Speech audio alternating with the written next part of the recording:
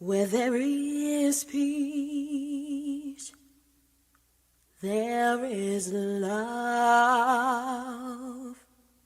Where there is peace, ooh, you know there is love. All things come from Yahweh. All things come from Yahweh.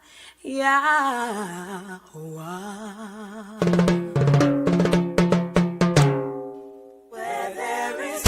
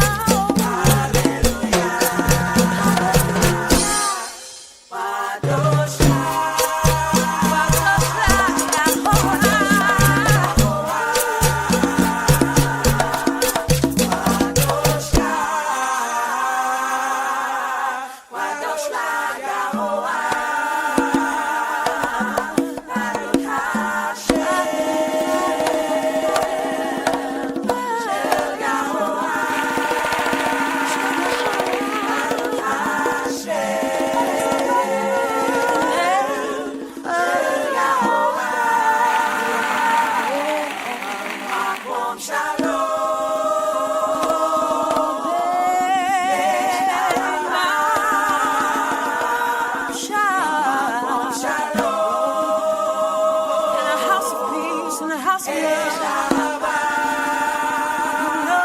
where they come from.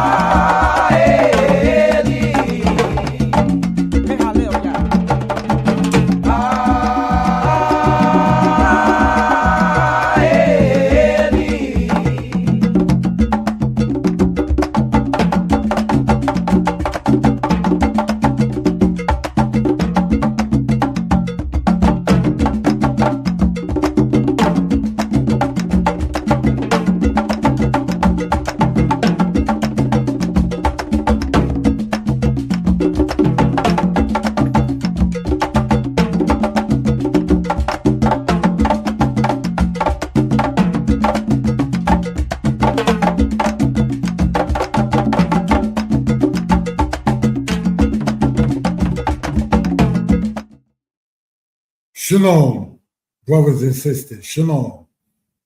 We hope, we pray that everybody is well and will be better. We are on the platforms More Yeshaya Torah Lessons, More Yeshaya Hebrew Lessons, and More Yeshaya Old Testament. Brothers and sisters, welcome to Danitepublications. If I can be heard well and people are in good spirits, please press the number 4. If I can be heard well and people are in good spirits, please press the number 4. We here at Danitepublications do not profess to know everything, and we are open to constructive criticism. Brothers and sisters, in this presentation, I must say there will be a lot of Hebrew. Screenshots are welcome. Questions too are welcome.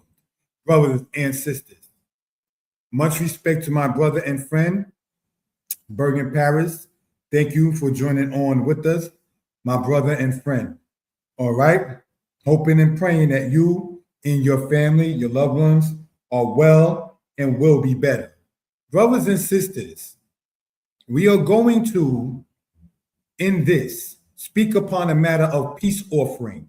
And what do we mean by that, brothers and sisters? In part, is that on this platform, we do cite the Apocrypha, and we're going to be reading parts out of it. And since, brothers and sisters, this particular presentation has a considerable amount of Hebrew, it is also on the platform Mordei Yeshaya Hebrew Lessons. This, brothers and sisters, this is in regards with what is called, say, the Old Testament. It is on the platform Mordei Yeshaya Old Testament. And because it is out of the Torah, brothers and sisters, it's on Mordei Yeshaya Torah Lessons. So, brothers and sisters, without any further ado, we are asking you to get your pens, your paper, your pads, and take notes.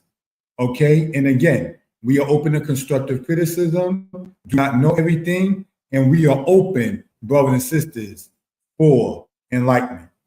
Thank you for that. The number I can be reached at is 908-587-4841. Again, that is 908-587-4841. Thank you for that. So without any further ado, brothers and sisters, let us pull up the PowerPoint and get into this particular matter. And it should show, I see, yes. Danitepublications, the telephone number as stated, subscribe. I'm asking you all to do so. For alms doth deliver from death, and shall purge away all sin. Those that exercise alms aright and righteousness shall be filled with life.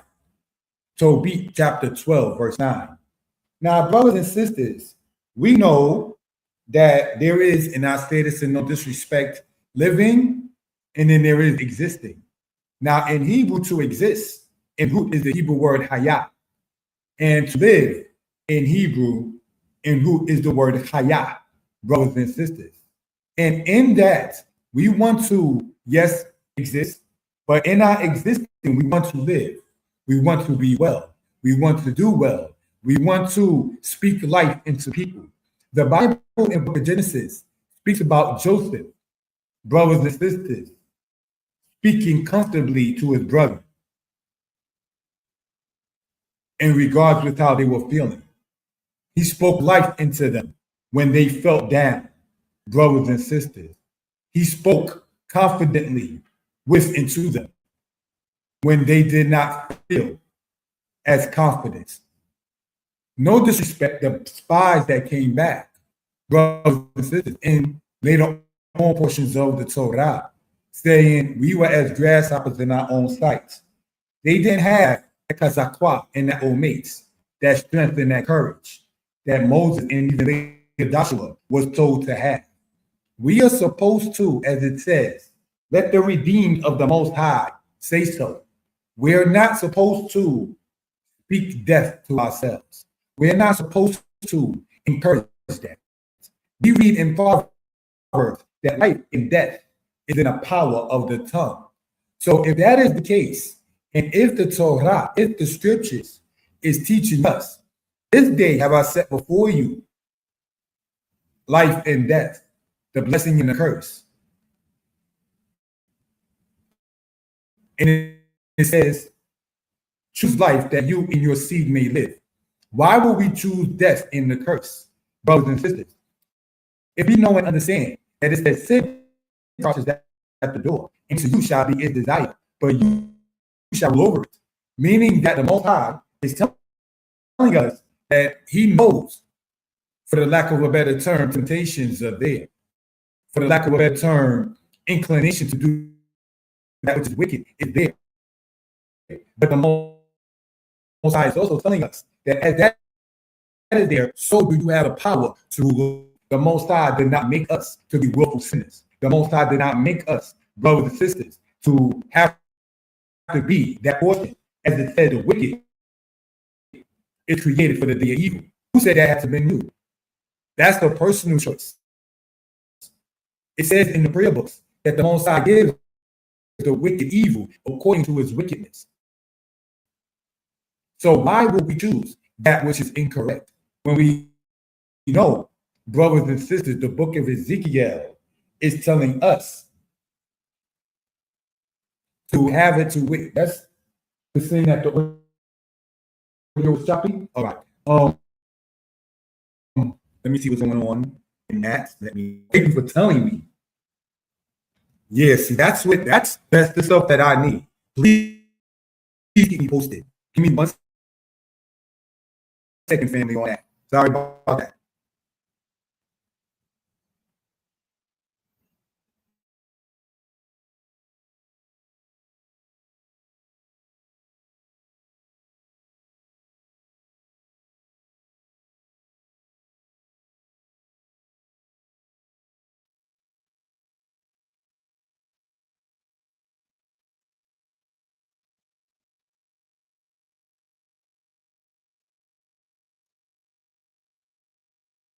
Shalom, shalom. How's the audio? Shalom, shalom. How's the audio? Shalom, shalom. How's the audio? Is it better? Can I be heard much better? Let me know, please.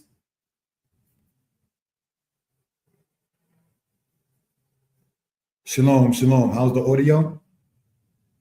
The audio is better now?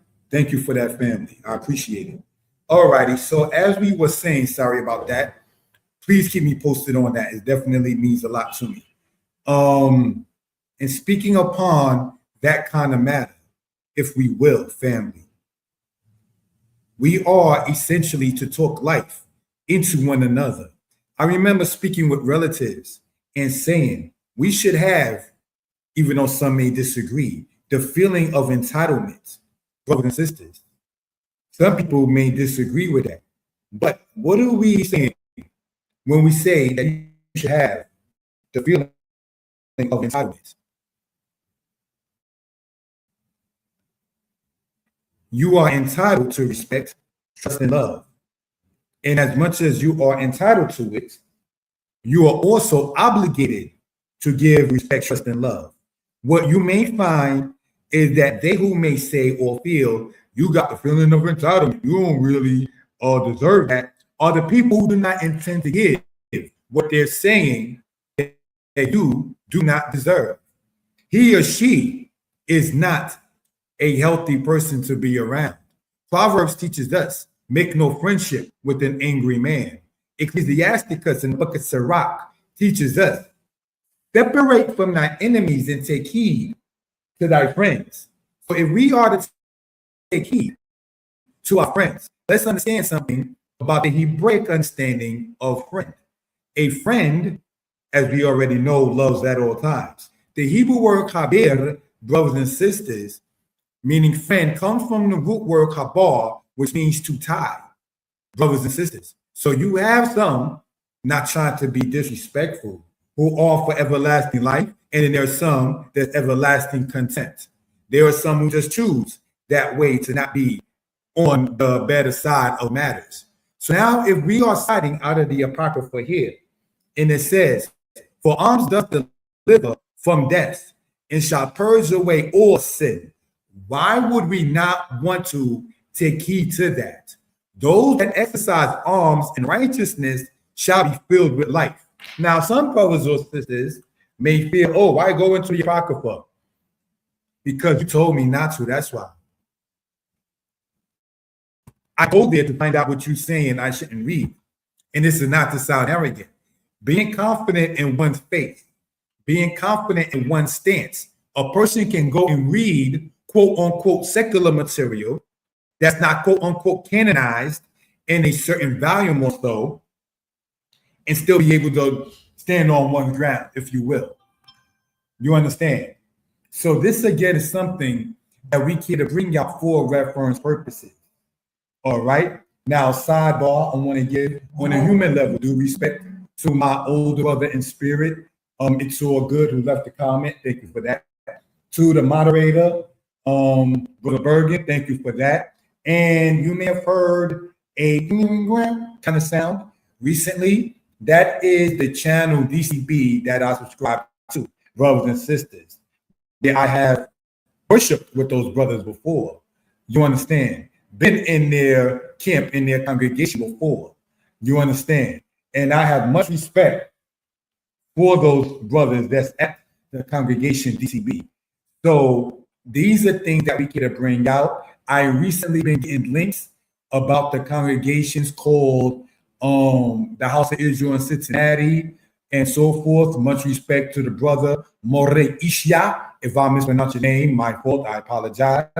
And these are things, brothers and sisters, that, not trying to be funny, it doesn't take nothing away from you as a more to acknowledge another. See, that's part of giving alms. That's part of, for the lack of a better term, bigging your brother up. You understand? That's what we're supposed to do when it says, love thy neighbor as thyself. Love thy brother as thyself. Hate not thy brother in your heart, because what's inside of your heart, you cannot fake. It's going to show. You cannot fake love. Let me give an example, and this is a little of a extended kind of example. We were in school in the 8th grade, and the girls in the class were taking the opportunistic time to insult us males in the class. What am I saying? The girls in the class. Hen Ratzu Lemor Debarim Ra'im. They wanted to say bad things concerning us, Hazkarim, the males. Saying it in other words, they wanted to diss us. So they started making jokes, credo, and snaps, and silliness, and so forth. And when they got to one brother and snapping and dissing upon him, which happened to not been me, even though they did snap on me, when they got to one brother and snapping upon him, this sister said, "Don't talk about him like that." And everybody looked like, uh-oh, what happened? Now, mind you, this is one of the sisters, if I remember right, snapped on me. But that's not the main point. Once it came down to a particular brother in the class getting snapped on, as all of us males were, by the females that were there, this brother, by this particular lady, was not going to, if she had her way, get snapped on. Don't talk about him like that. And everybody knew she liked it. And then later on, not that it was our business, came out that they was, quote unquote, going steady or going out. But they kept that on the low between him, brother and sister, not biologically, of course. You understand? See, my point in mentioning that is that you cannot fake love. So even if you were trying to hide your relationship and liking, it's going to come out past. She could not tolerate the girls in the class, though she was one of them snapping on us males. She could not tolerate that particular brother being snapped on. Just the same, if a person were to be known for fronting, for the lack of a better term, acting, playing games, being funny style, if you will, and acting like they into something, liking something, or so forth, not being 100 with himself or herself about a particular person or act or situation. Once it is hit upon, then you'll begin to see, as the saying goes, who the true friends are. You'll begin to say, oh, that's how you truly feel. So time tells the story, brothers and sisters. What does not come out in the rinse comes out in the wash. So these are things, brothers and sisters, that we care, or as the saying, is it saying, is that or not they wrong? What comes out in the, what doesn't come out in the wash comes out in the rinse, or did I say the opposite? Let me know. But the point, nonetheless, let me know why, which way is supposed to be said if I said it incorrectly. Open to constructive criticism. The point, nonetheless, family, is you can't fake in life. You can't fake love in life. You can't act like you're about something when you're not. Because when it gets down to when it's needed, then what you're going to do. What are you going to do when it comes down and you've been fronting and acting like you're about something for X amount of time, and now it's time in say a particular matter? What happens then? You've been playing yourself to your time and other people's time. So what you do with that, as it says in the Apocrypha, Separate from thine enemies and take heed to thy friends. So you have to separate from that kind of matter.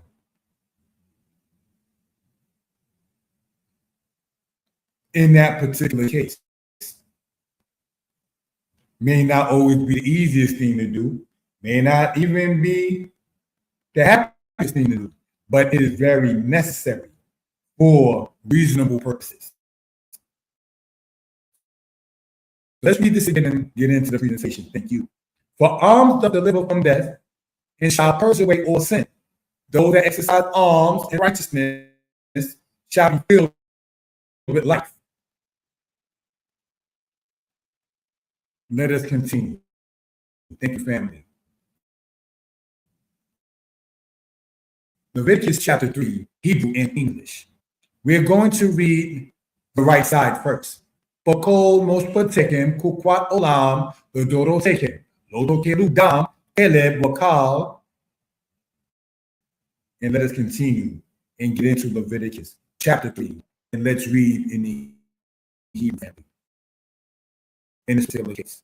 All right. If I can be heard well, thank you for that. And people in good spirits, asking you to press the number 4, if we will.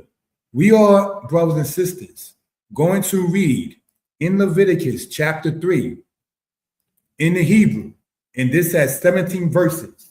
So when we spoke earlier, brothers and sisters, about this having a considerable amount of Hebrew in this particular presentation, yes, we're going to read the Hebrew first and then the English.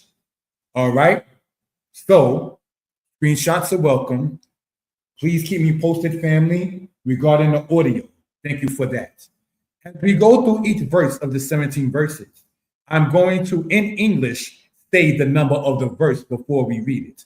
Where in the Bakshanami, Quarbano, in mean habakor hu, Makrib, im zakar im nequeba, Tamim yakrebenu lifne yorewahe. Verse 2. Wasamak yado al rosh, Quarbano, Wishak to, Petak ohel moed, Wazarku, Bene Aharon hakohanim, Et Hadam, al hamizbeach sabi. Verse 3. Where he klib miz zebak hashlamim, Ishe la yorewahe, Et hakeleb, hamkase et hakwereb, where et kal hakeleb, Asher al hakweret. Verse 4. Wa'et shete haklayot. Wa'et hakeleb. Asher alehen. Asher al hak salim. Wa'et hayotzeret. Al hakabed. Al haklayot. Yisirena. Verse 5. Wehik tiru oto. Bene Aharon hamizbecha.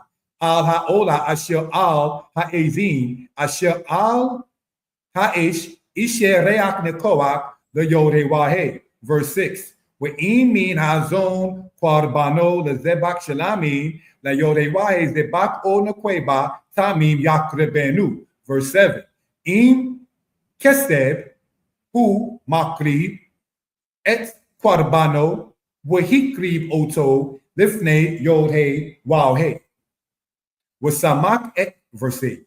Wasamak et yado al rosh quarbano.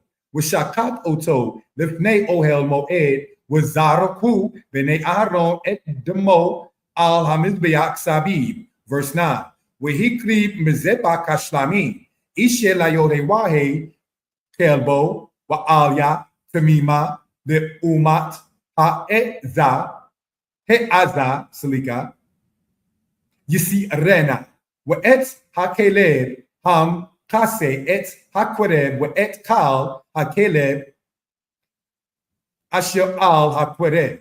Verse 10. Wa'et shete haklayot wa'et hakeleb asher alehen asher al hak salim wa'et hayotzeret al hakabed al hak layot yisrena. Verse 11. Wehik ti ru hakohen hamizbecha lahem ishe layorewahe verse 12. We'im eis quadabano wehikri bo lifne yode wahe. Verse 13. Wasamak al yado al rosho. Washakat oto lifne ohel moed wazarku bene Aharon et damo al hamiz be'ak sabi. Verse 14. Wehiktir mimenu quarbano ishe la yode wahe et hakele ham kase et hakwereb we et kal hakelev asher al hakwereb. Verse 15.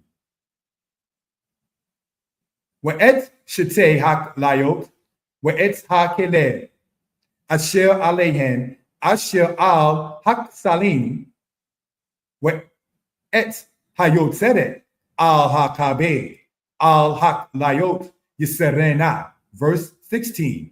Wehik tiram hakohen hamizbeka la lechem ishe la reak nikoa kol keleb la yode wahe kukwat olam the dodo tekem bakomos tekem kal keleb wakal dam lo tokelu.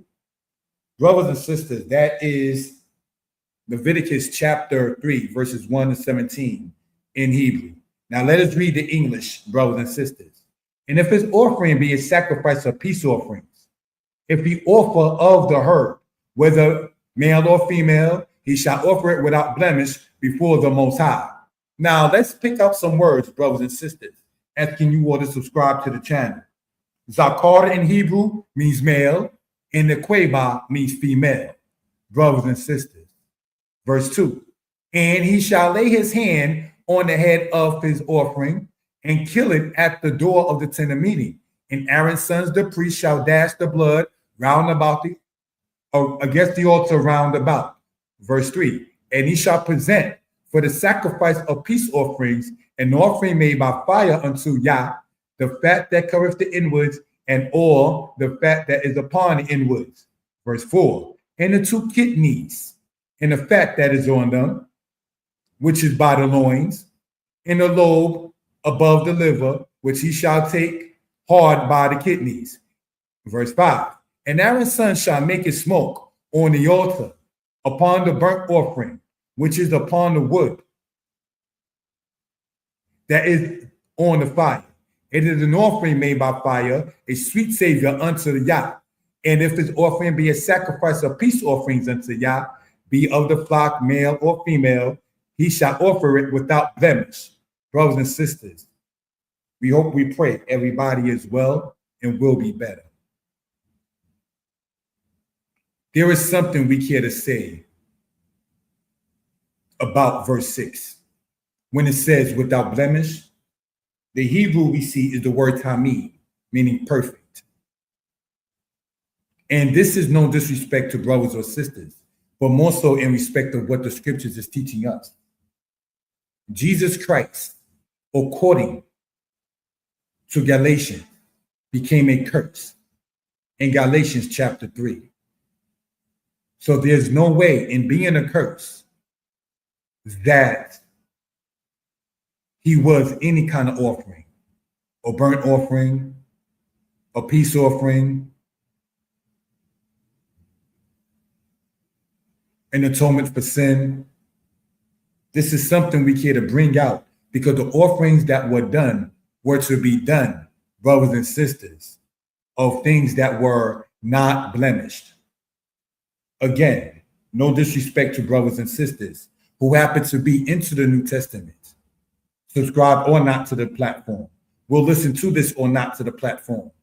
Once we read without blemish, and then we see the teachings concerning who is referred to as Jesus Christ, whether they say as some Israelites Yahushai, whether some Israelites say Yahshua, whether some Israelites say Yahushua, or as we say, not to try to sound insulting to anybody on this platform, Mary's son, because there are Israelites, not to get sidetracked, that actually debate whether Joseph was his father or not.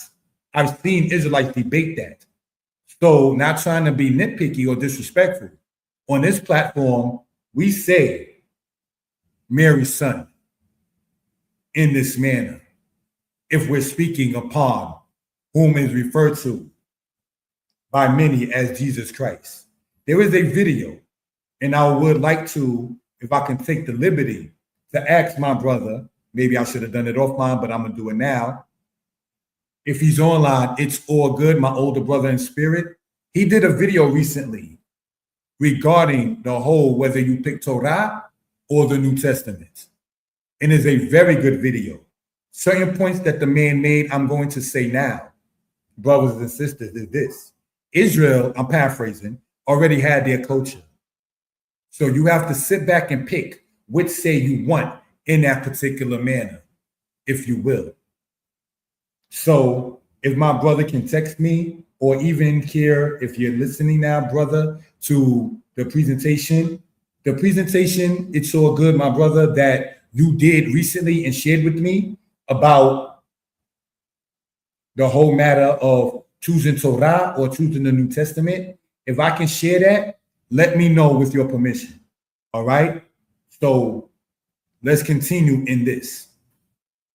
We are in Leviticus chapter 3, verse 7. And it says, and if he bring a lamb for his offering, then shall he present it before Yah. And he shall lay his hand on the head of his offering and kill it before the tent of meeting. And Aaron's son shall dash the blood thereof against the altar round about. And he shall present of the sacrifice of peace offerings, an offering made by fire unto Yah, the fat thereof, and the fat tail entire, which he shall take away hard by the rump bone, and the fat that covereth the inwards, and all the fat that is upon the inwards, and the 2 kidneys, and the fat that is upon them, in verse 10, which is by the loins, and the lobe above the liver, which he shall take away by the kidneys. Verse 11, and the priest shall make it smoke on the altar.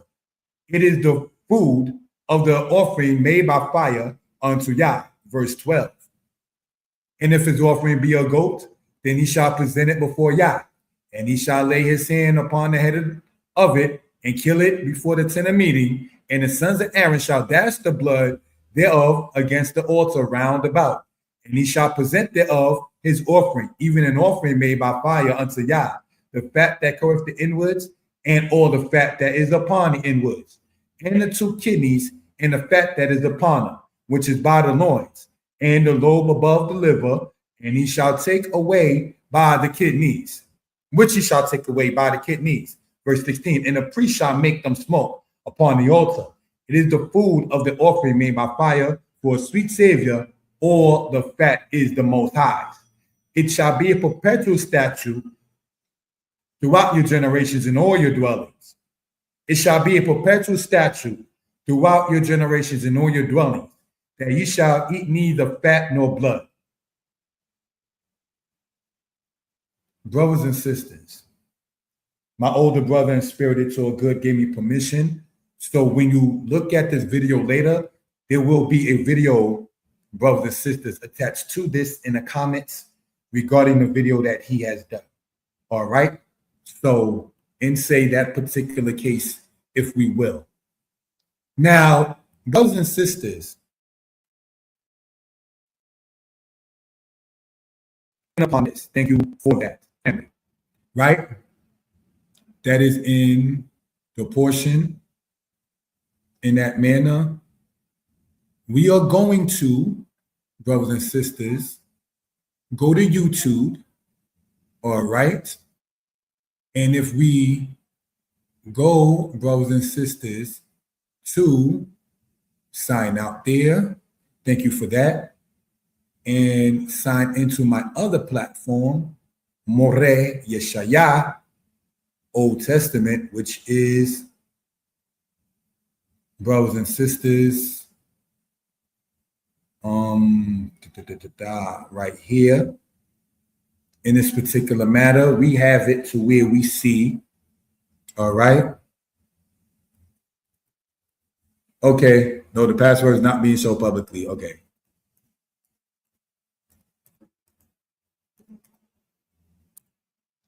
Now, this is the other platform, Mordeh Yeshaya Old Testament. All right. And what do we see in this particular case? All right. If we go, say, to the history in this manner, right? Here is the video I was speaking upon. All right. We're going to take it here in this copy, put it into the StreamYard studio with the man's permission. All right, in that particular case. And it's going to be like in the descriptions or so for those who are interested. Subscribe to that man's platform, family. All right. And so let us, brothers and sisters, in this continue. There is something, in no disrespect, family, that we care to sit there and bring out. And that's this. And no disrespect to brothers and sisters in certain understandings.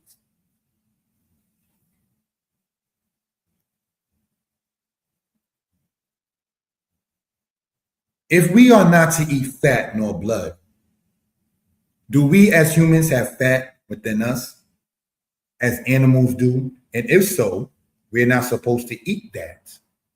And we're not supposed to eat blood. How do we, in one way, shape, form, fashion, or another, brothers and sisters, see in what is referred to as the New Testament, eat my body and drink my blood? Now, many may say, oh, it's spiritual, it's symbolic. And I'm not trying to say what one should have said, but of all the things to say, why would one who is said by some to be the walking law of Yah, said by some to be the walking Torah, why would you be the same one to sit there, stand there, and proclaim about drink my blood? In the time of Saul, may King Saul rest in peace, brothers and sisters, the people was noted by Saul in transgression because they had ate blood. It is against the culture of Israel and has never been a part of the Israelite culture to eat blood, to drink blood. You are to let it, as it says in Deuteronomy, correct me if I'm wrong, where it's stated, to let the blood fall on the earth as water. Could that be? Not that it has to be. The Israelite way of returning things to the earth, because according to some, we just take from the earth and never give back. So is pouring the blood of an animal we're going to eat on the ground, is that a way of giving back to the earth? Because what we don't do as Israel, which is promoted sadly in Christianity, is a human sacrifice giving back. Jesus Christ is said to be, in Christianity, the Son of God, the child of God, and that he had to be a sacrifice for us humans who were sinners. So some have stated that Jesus Christ is God in the flesh and died. I want us to hear what was just stated. And I was going to say it in Hebrew, but we're not even going to go there. One is saying in certain cases that Jesus Christ is God in the flesh and was killed by the sanction of the Hebrews and by the hand of the Romans. Are we serious? Let us contemplate on that concept, not trying to say what you must think. If I can be heard well and people are in good spirits, please press the number 4. Are we to follow a concept that says the God of Israel, who in the Old Testament told Cain, sin crouched at the door? Thank you for that, my brother Bergen. Thank you for that, my brother in spirit is so good. Sin crouched at the door. To you is his desire, but you shall rule over it. And for those who've been following the platform, I ever so often talk about how I was a thief. I remember, not to be disrespectful, the first time I stole something. Hayiti Ganab, I was a thief. Ganab T. I remember the first time, like I said, when I stole something, as we talk about peace offerings and so on. I was in Bergen, not to sit there and get too personal. I was in Vanderveer. You know, they call it Flatbush Gardens, off Nostrand by the 2 train. That's where I was at the first time I stole something. If you know where I'm talking about, my brother, if you're hearing me now. I was in Vanderveer, East Flatbush, when I did my first act of stealing, which is not good, nothing to be proud of, wherever you are. Are you able to hear me, Bergen, what I just said, where I did that at? Not trying to ever condone it as good. I was a top, which in Hebrew means somebody that's like 5 and younger. Do you know how that looks, seeing a $10 bill inside the drawer that my mother had? I opened up the drawer, had no business in the first place, saw $10, not even 6 years old, closed the drawer quickly. What made me close the drawer? Because you knew what you were doing in the first place was wrong. And I looked in a hall that led from where the room was into where you had to turn to the left to get into where the family room, the living room was, and so on. And when I heard no feet, and when I saw that nobody was coming, there was no shadow or anything like that seen, no feet heard, I opened the drawer back up to the 10 and closed the drawer. I got what's called a maka, which means a spanking when it came out. Eventually, my mother, looking for her money, may she rest in peace, called me, went in my pocket, and found it. I remember the word said more so than a spanking. And it was like, this is not the way to go about things. You work for things, you act for things. You ask to work for things. When you fill out an application, you're asking that job for a way to righteously get something. What you did and how you did it is not the way to do it. I remember that more than spank on the behind. You understand?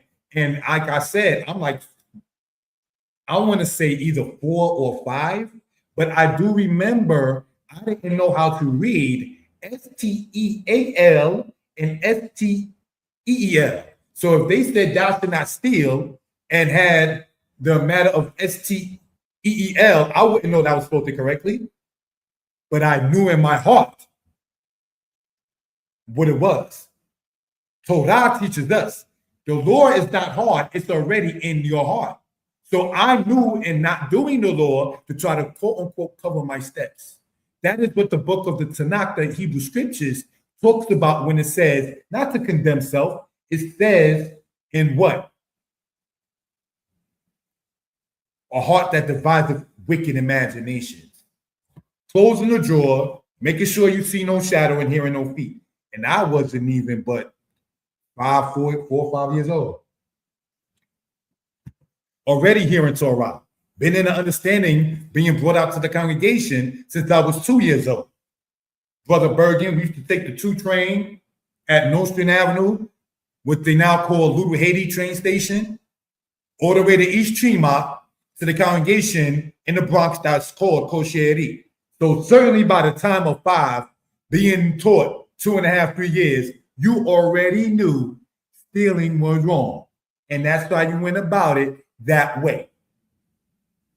And like mommy said, may she rest in peace in so many words, stealing and lying are cousins. Oh no, I didn't do it. A thief is a punk, is a coward. Because if I may speak upon, having already met the brother in respect, the brother Bergen, who is the moderator, thank you for helping us with the platform. Right? You're not going to say I was 5 in 1985. You are not going to the guys, it is not to shame the black man. It is not to shame the black man. You are not going to the guys on Nostrand and Dean, Nostrand and Forster, Nostrand by Sterling, who had in 1986 the 3/4 finger ring, the leather jacket, and the herringbone chain. Whether he had a Kango on or not, for those familiar with New Jack City, you knew how those guys got their money. And again, this is not to shame the black man. But when you're getting funds in this society without any social number, any paperwork, you can't take the money that you got, not to shame the hood, and I was raised in Brooklyn in part, and put that down as the address to a bank or for a car. So you have to pay in straight cash in certain cases because of how you got it. You understand? If the matter with Bernie Madoff does not teach that there is a creator of heaven and earth that sees things, Bernie Madoff is said, and I don't mean to be mean, may he not rest in peace. Not because he was a white man, it's because of what he did even to his white brothers. If nothing else, this is the person who, when Obama was in office and they had this stock market situation and the housing market went tumbling down in many cases. And people who invested with Bernie Madoff, they wanted their money back. But he has not been trading things, and he's been running a Ponzi scheme, stealing from the people. He dead now. And the legacy that he left is bad. One of his sons committed suicide. His other son passed away from another means. And his wife was acting like, I don't even know what a Ponzi scheme is. I can't say whether Ruth Madoff knew it or not. That's not my place. But Bernie knew what he was doing.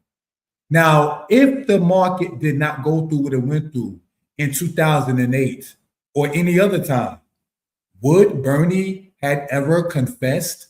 Would he have ever been known for the wickedness that he was doing? There is an Elohim that judges the sons of Shem, Ham, and Japheth.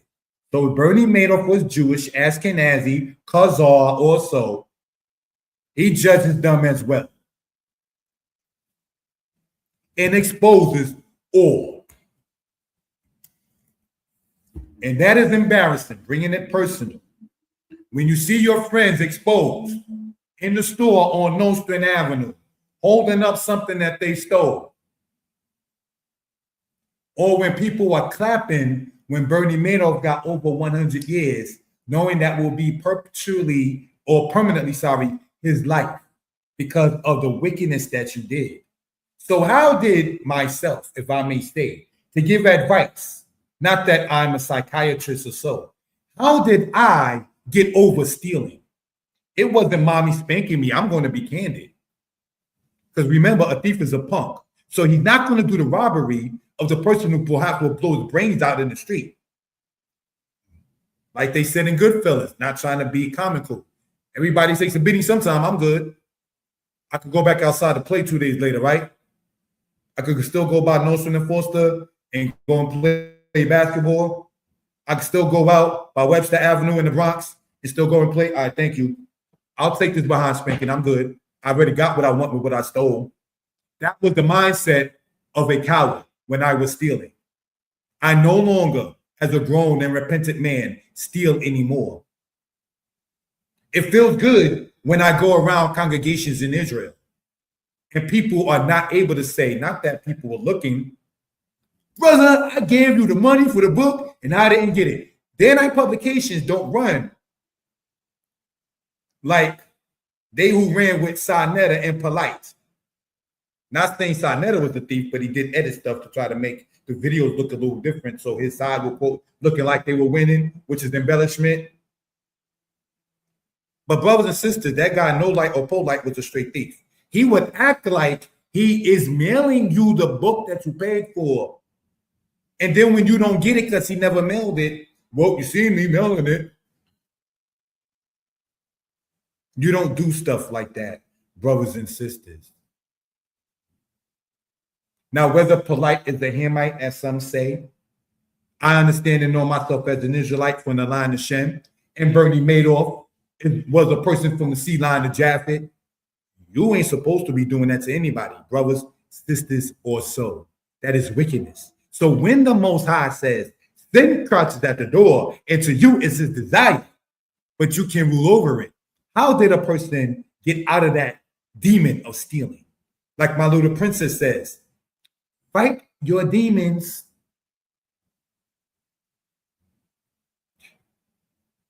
Hilakim Sedekim. My little princess talks like that. Hilakim Sedekim. She says that. Fight Hilakim. Saved in Hebrew means demon. You see that in the book of Deuteronomy. Sedekim, your demon. Whatever wickedness or whatever Isaiah is talking about that applies to you, when it says, that is a wickedness, get rid of it. Ask the Most High. You got some people, and you'll be surprised what their demons are, if you will. You got men who like only married women. Did you know that? Ain't no ties to it. If a man was there, I wouldn't be there. He has to fight that demon off for him. I'm so weak. My man doesn't love me. I don't know what to do. This person showed me love. She needs to fight that demon off of her.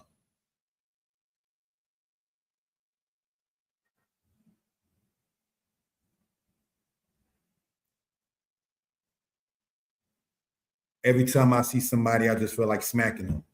You got to fight that demon off of you. So now, as we continue in this, what caused the brother that people subscribe to? What caused the brother that people do buy his books? What caused the brother that people giving me advice to myself? What caused me to stop stealing was one, seeing my friends holding up things in the store. That's very embarrassing. And when I began to lose friends.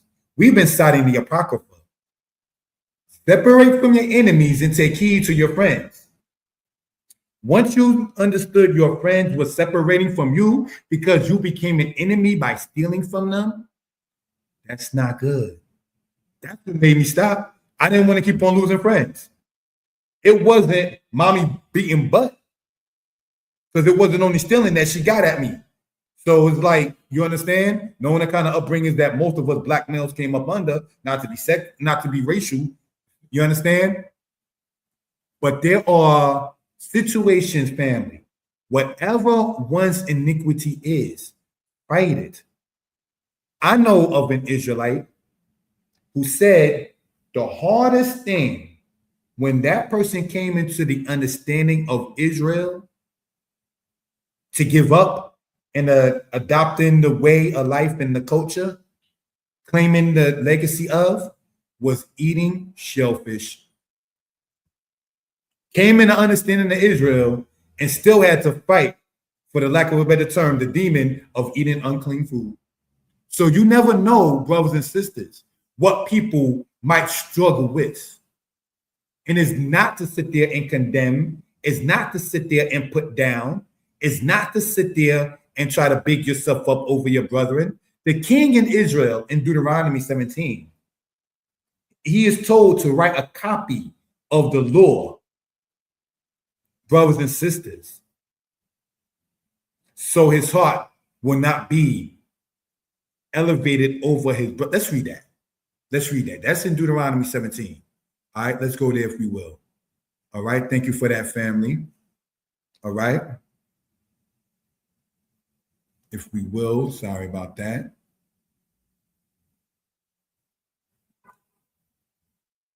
Thank you for that. Deuteronomy. All right. Looking at this here. We're going to go to chapter 17 and read what that says in that particular case. Right? It says this, and it did come up on the screen.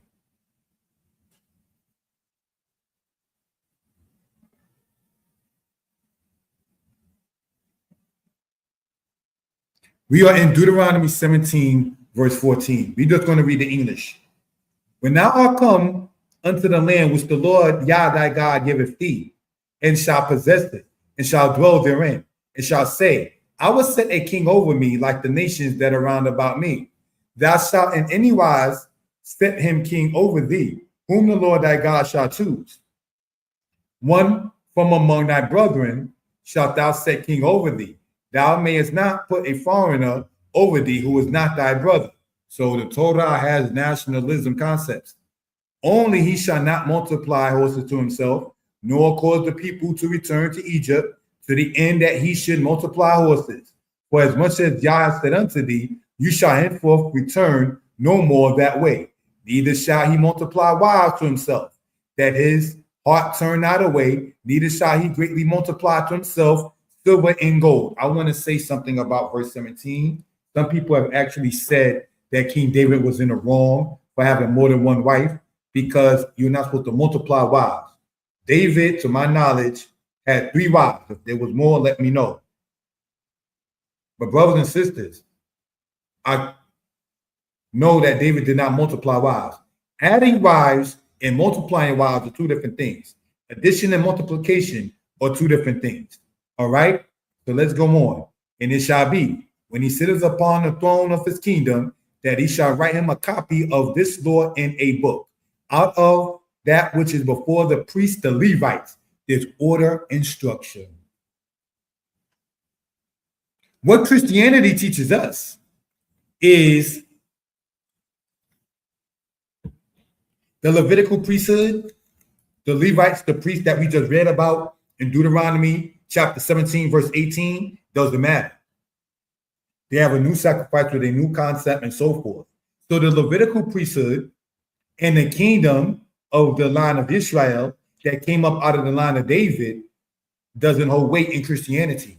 So one of the things that Rome tried to do historically, we're going to talk about later on, Elohim willing, we want to do another presentation about history and the Israelites and the nations. One of the things that the Israelites suffered under the Romans is the fact that they really wanted to get rid of the seed of David. So being that they couldn't, they created a concept when Israel didn't have as much power in the world called Christianity, where the seed line of David is like, that doesn't matter. The Levitical priesthood, that doesn't matter. So essentially the church replaced Israel in culture.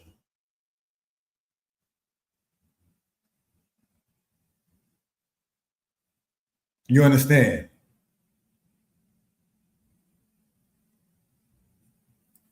Deuteronomy 17, verse 19. And it shall be with him, and he shall read therein all the days of his life, that he may learn to fear Yah his God, to keep all the words of this law and these statutes to do them, that his heart be not lifted up above his brethren, and that he turn not aside from the commandment to the right hand or to the left, to the end that he may prolong his days in his kingdom, he and his children in the midst of Israel.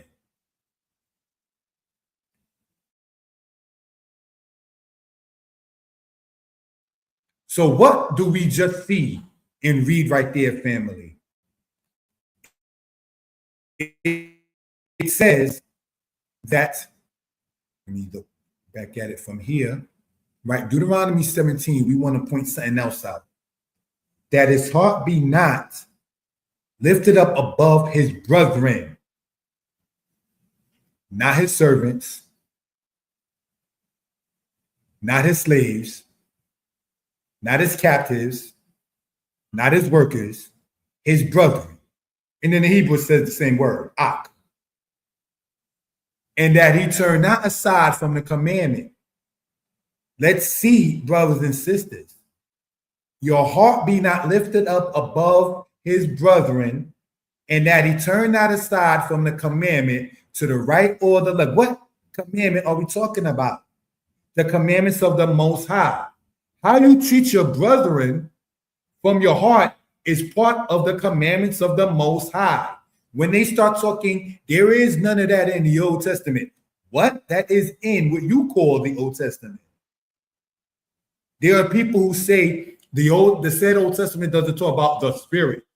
The word Spirit is in the first 3 verses of Genesis. In the beginning, God created the heavens and the earth. The earth was unformed and void, and darkness was upon the face of the deep. And the Spirit of God hovered over the face of the waters. And within the first 3 verses, Spirit of the Most High is mentioned. It talks about matters of the heart in Deuteronomy chapter 30. But see, what to say New Testament does that to say Old Testament does not. It's not telling you to write anything on your doorpost or let it be a sign between your eyes, or let it be as a frontlet, between your eyes and a sign on your hand. It's not telling you to keep the Sabbath. It's not telling you about, say, diet in that particular case.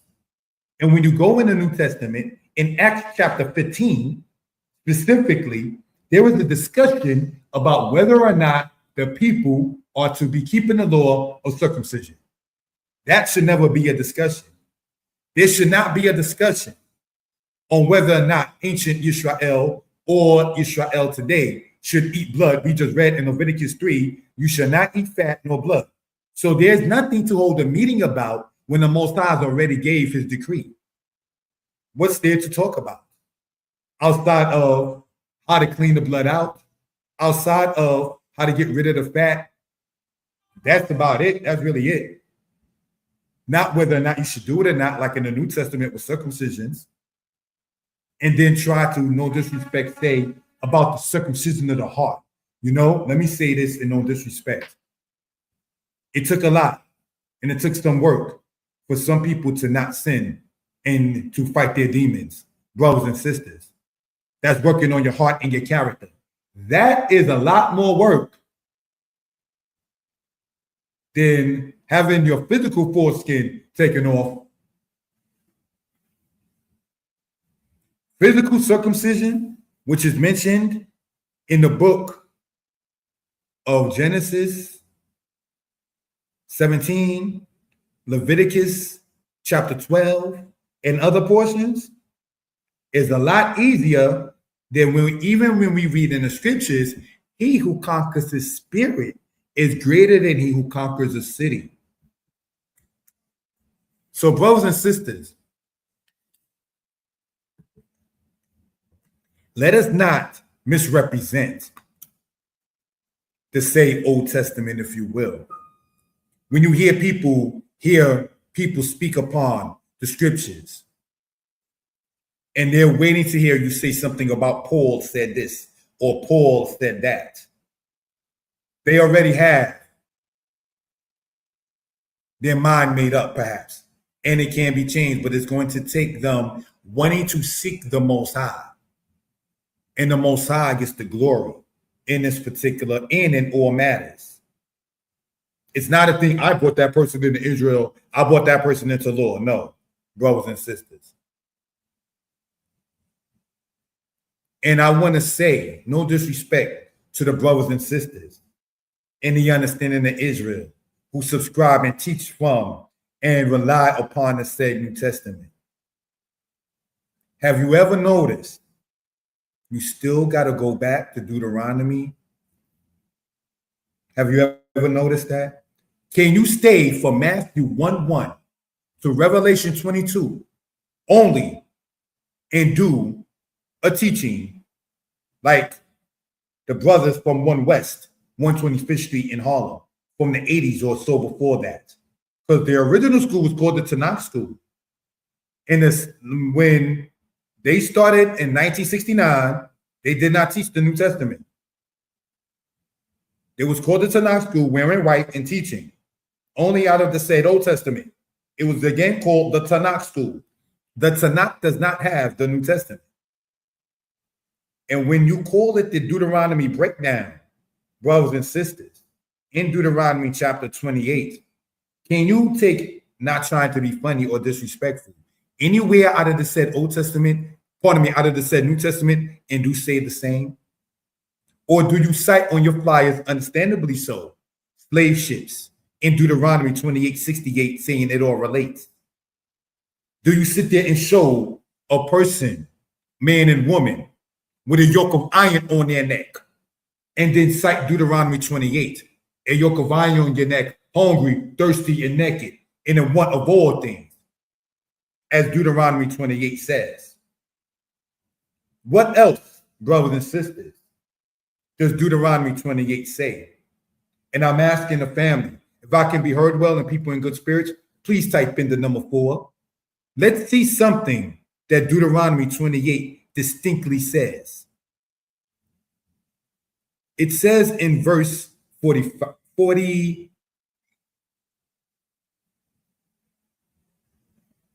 Let's read in Deuteronomy 28:43. The stranger that is in the midst of thee shall mount above thee higher and higher, and thou shalt come down lower and lower. He shall lend to thee, and thou shalt not lend to him. He shall be the head, and thou shalt be the tail. And all these curses shall come upon thee, and shall pursue thee and overtake thee till thou be destroyed, because thou didst not hearken unto the voice of Yah thy God, to keep his commandments and his statutes, which he commanded thee. And they shall be upon thee for a sign and for a wonder, and upon thy seed forever, because thou didst not serve Yah thy God with joyfulness and gladness of heart, by reason for the abundance of all things.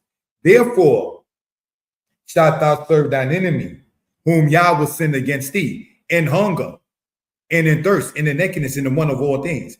And he shall put a yoke of iron upon thy neck until he has destroyed thee. Yah will bring a nation against thee from far, from the end of the earth, as the eagle, Volta is a mistranslation, okay, as the eagle swoopeth down, a nation whose tongue you shall not understand, a nation of fierce countenance, that shall not regard the person of the old, nor show favor to the young.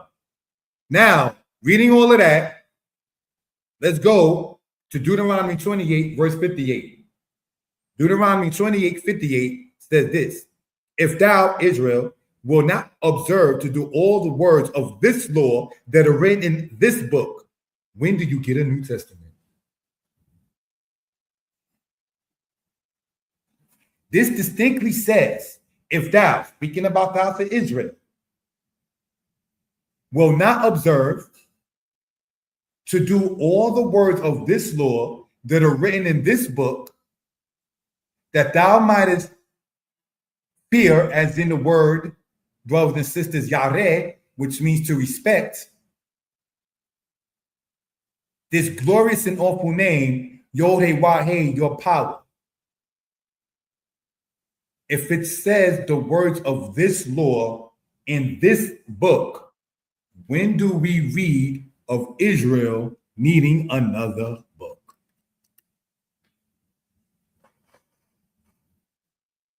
Would Joshua have been offended if his book did not exist?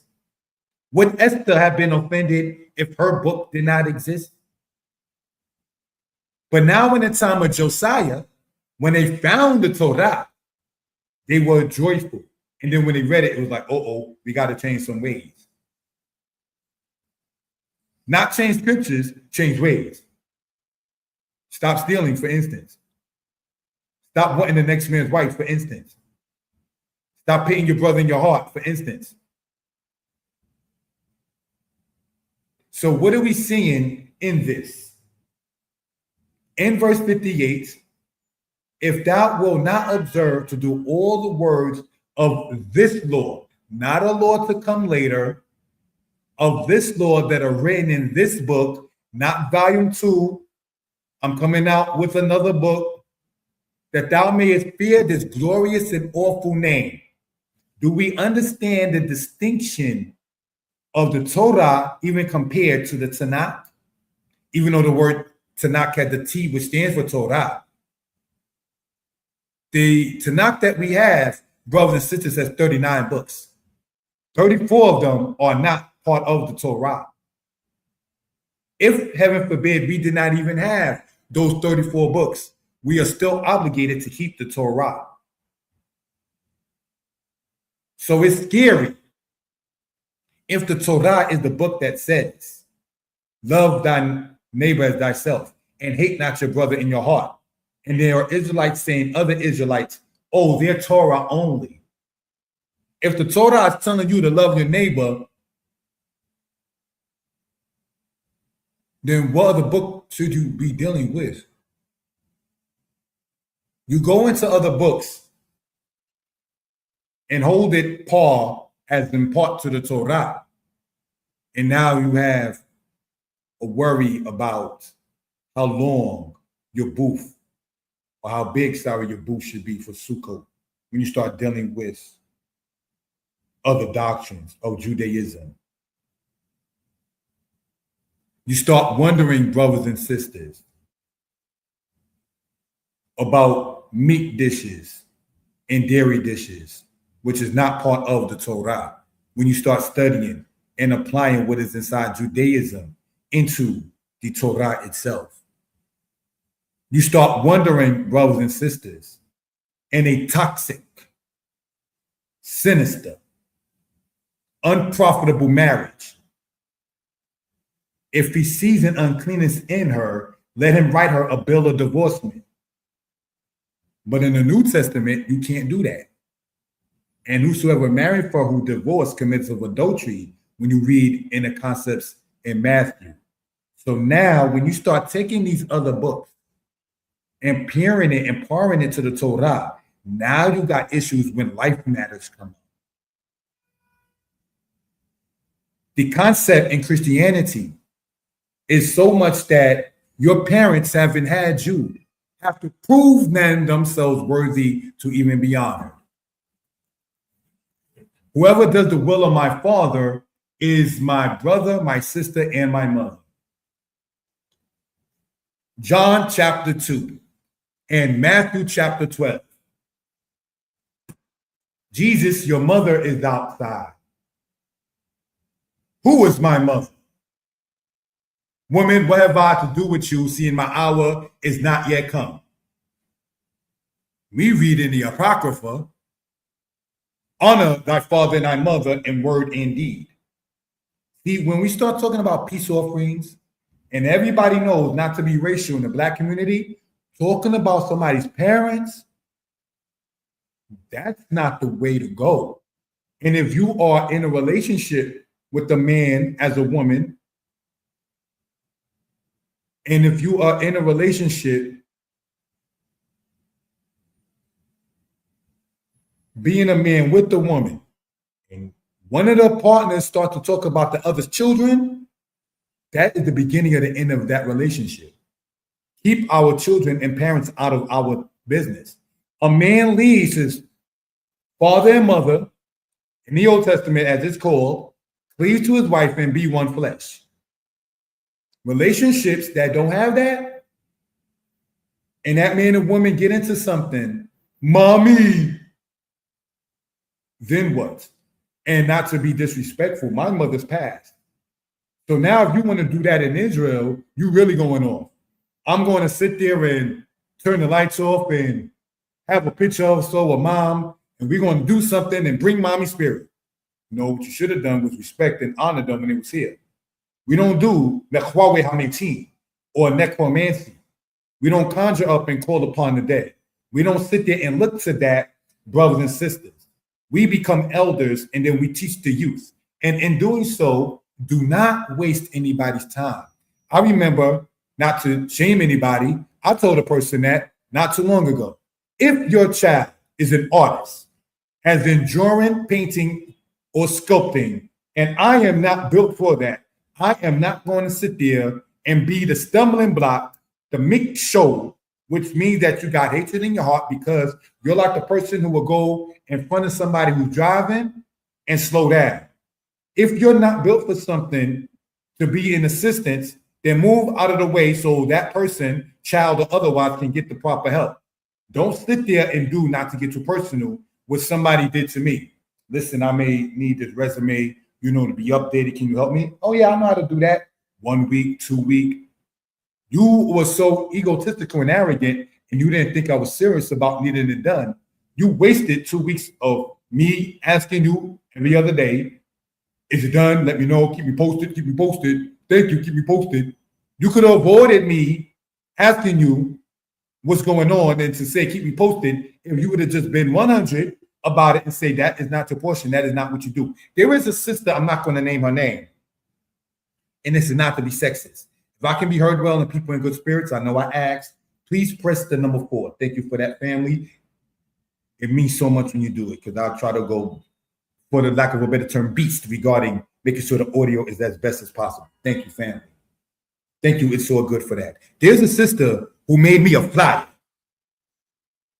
I was like, oh, well, thank you.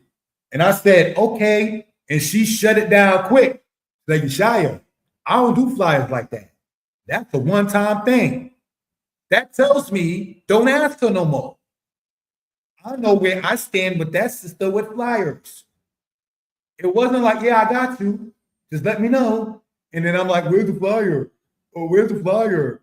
Or where's the flyer? I know if I need a flyer, I cannot ask that sister. She let her truth be known. She didn't fake. She didn't hate her brother in her heart. He ain't going to get known for nobody else and not for me. Danitepublications, what? That is respect. I got to respect the fact that you kept it 100 and let me know you're not making me flyers. I can't offer you Zelle or Cash App because you're not doing it in the first place. So it allows me, in like I did in a video called Moving Like Fire and Water, to have to sit there and sort out, without learning it myself, I ain't got the patience for that yet, to go into another avenue to get the same thing done. But if you are presenting yourself as if you are the person for something, and you know you're not, you are, in Hebrew, ashpa, garbage. You wasting people's time. You are a threat to the community, a problem to the people. You are the person who goes, as stated, in front of other cars and slow down. Don't do that. Don't waste your time. Don't waste anybody else's time. There was, and it's not to be self-centered, an organization that was being ran some years ago between brothers. These brothers happen to be what you call non-messianic and messianic. And it was called Hebrew War Machine. Hebrew War Machine. And it's not to be arrogant. They act a kashub, for those who do know that was part of my name. Hey, Yeshaya, you want to join with us? And I told those brothers, I said, I cannot be a part of your organization because what you all are requiring from us, I cannot do.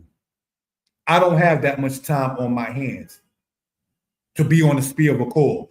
Video, lesson, we got to meet up, got to do this class, got to meet up, got to get these notes together. There's a debate with the Kemetic people. Let's do that. I don't have the time that you were asking for. So I let it be known, not that it's about me. I can't be in that. I'm not going to sit there and waste your time like I had to tell people, not to get too personal. I don't draw. I do not paint. I do not know how to sculpt things. So if that is what you are into, I'm not the person to ask for that. I may know somebody, and I do know people who do that. So I'm going to direct you in the correct way. That is true love. Because when it comes out that you are fake and a phony, you can't say, I'm not a liar. I'm not a liar. You're living a lie. Your life is a lie. You're a liar. Mishakwir for the male and Mishakula for the female. You're full of mirma, which is falsehood. Yeah, that's you. So whatever demon one is fighting, as pointed out, get rid of it. Now, brothers and sisters, let us get back, if we will. Thank you for all of the matters of typing in the number 4. It does mean a lot. All right? Let's look at this here. We read Leviticus chapter 3 in Hebrew and in English.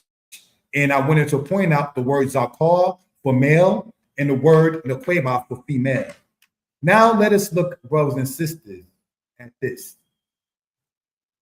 And what do we see in this here? Right? Zebak Shalamim means sacrifice of peace offerings. That's what that means there in that particular case. All right? And I know for space I'm doing this. We have here the word Yak Rebenu. All right? if we're looking at this here. Yakrebenu, brothers and sisters, in Hebrew means he will sacrifice it. That's what that word means there. He will sacrifice it. Not for, before wasn't supposed to be there. All right. And we have here, brothers and sisters, this word, makrib. All right. Now, what does the word makrib mean? All right. We here to point out, all right, family, the word, oh, sorry about that. All right, the word makrib, brothers and sisters, we're going to post here and translate in real time. That didn't work in that case. So we are going to do that again. Right? Copy. Makrib means literally sacrifices or sacrificing. All right? That's the present tense, meaning about one doing a sacrifice. All right? So let's look. Thank you for that, family. Thank you, my brother Bergen, for typing that in. Definitely appreciate it. Thank you, my older brother in spirit. It's all good for typing that in. It's all good. Thank you for that. Quatabano, we're going to keep on this side, means his offering. Now, there's going to be a video created willing if it's uploaded. I hope it does. If not, then I'll try to upload it again.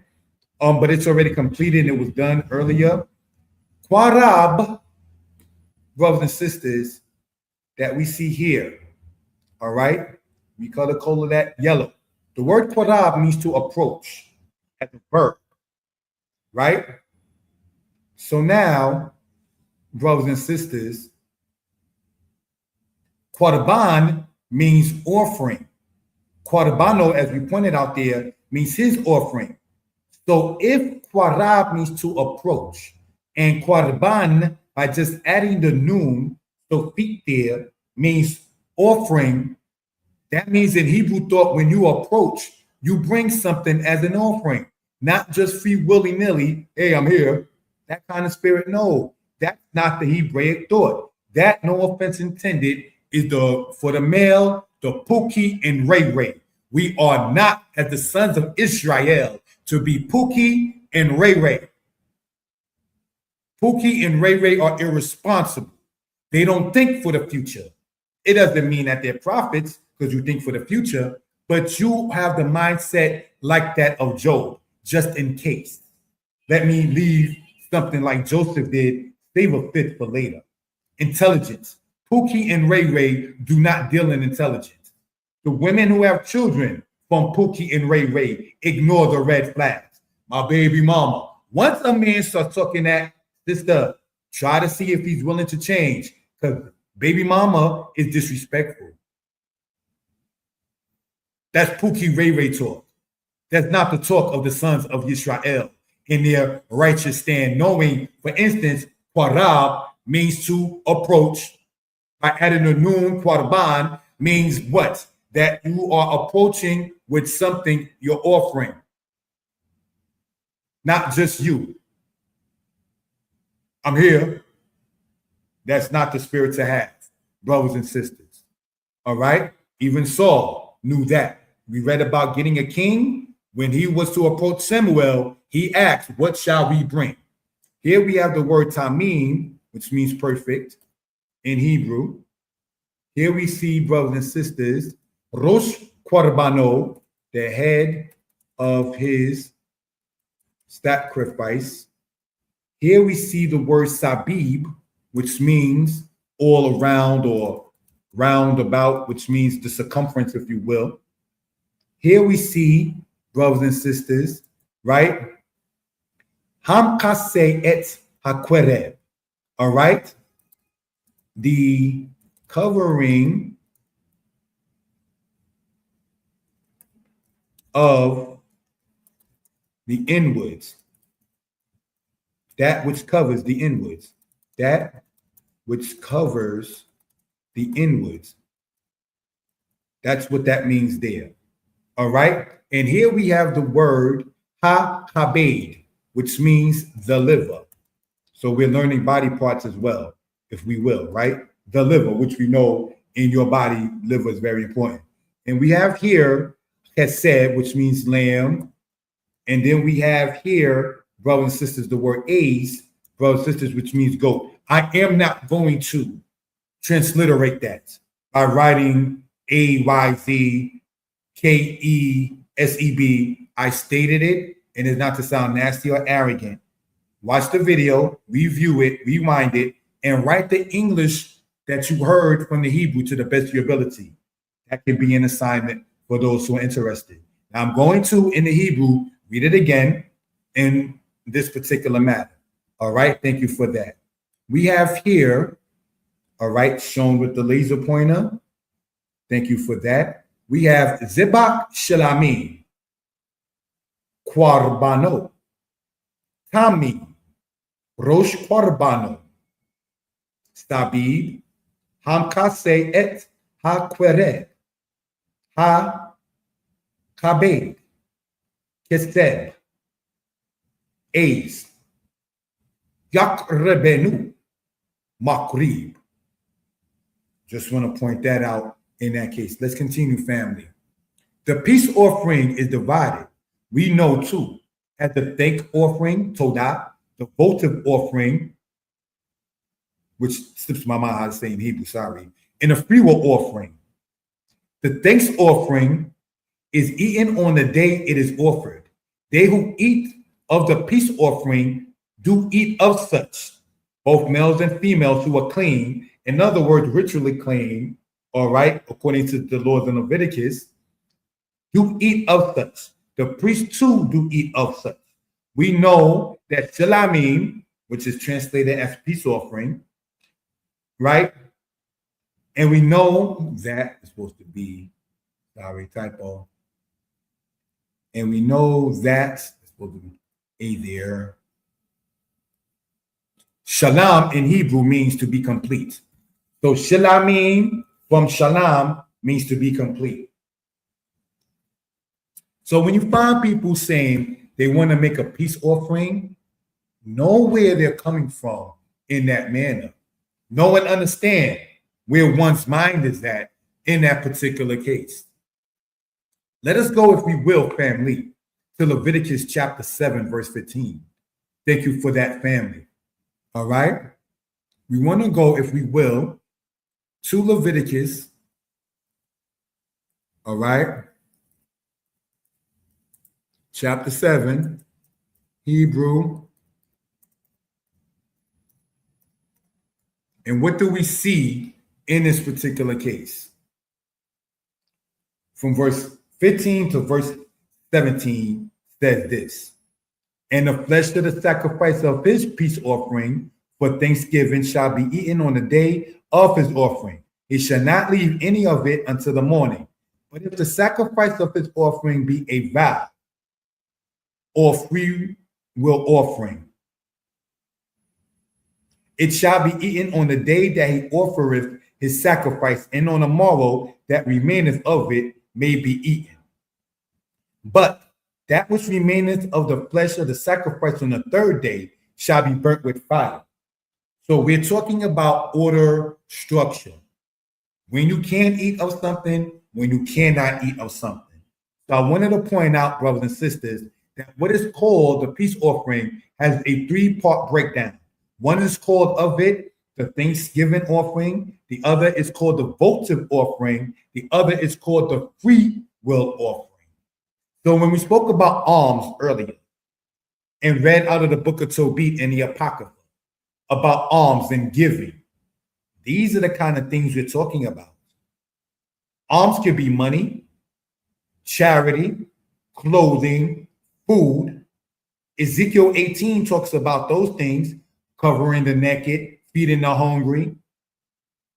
These are things and acts, brothers and sisters, that we are supposed to implement. You understand? You're not doing that, having your head stuck up one's own behind. You're not understanding that unless you have a heart. Heartless individuals don't understand those who have heart. Take, not trying to be condemning, the movie Goodfellas. Remember that part that Henry Hill said? Those goody good people who basically were working honestly, those goody good people who took the train and worried about their bills were dead. We wanted some, we simply took it. Somebody complained so hard, believe you me, they got hit so hard they never complained again until Henry had a snitch because he was about to get hit hard. See, sin crouches at the door. To you is his desire, but you shall rule over it. Henry Hill didn't allow it to change. Bernie Madoff didn't allow him to change. You understand?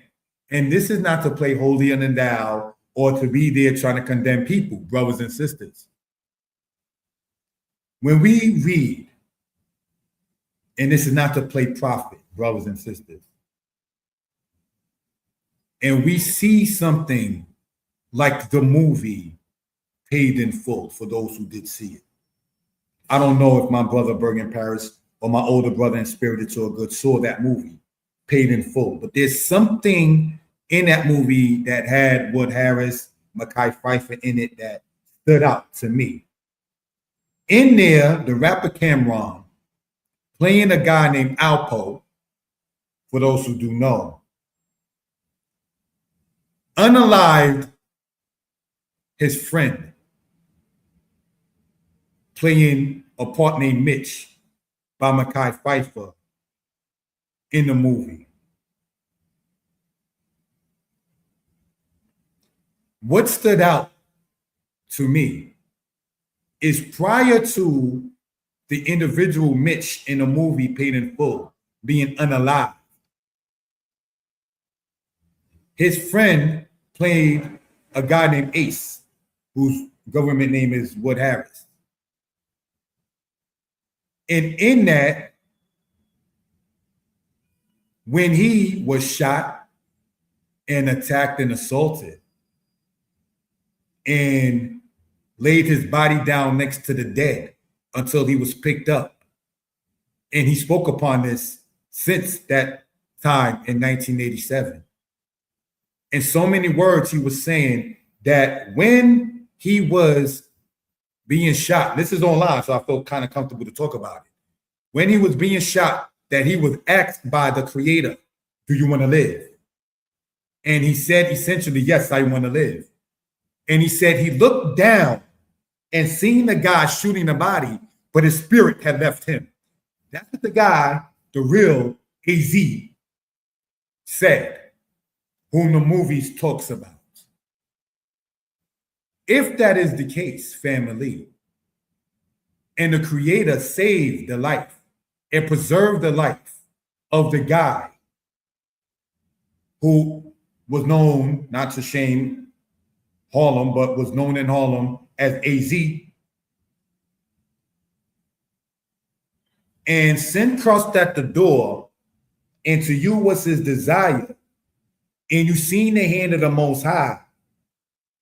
As AZ stated, he's bracing himself to take a bullet in the head. Not a punch, but a bullet. He's shot in the neck and the head, and he's still alive in 2026.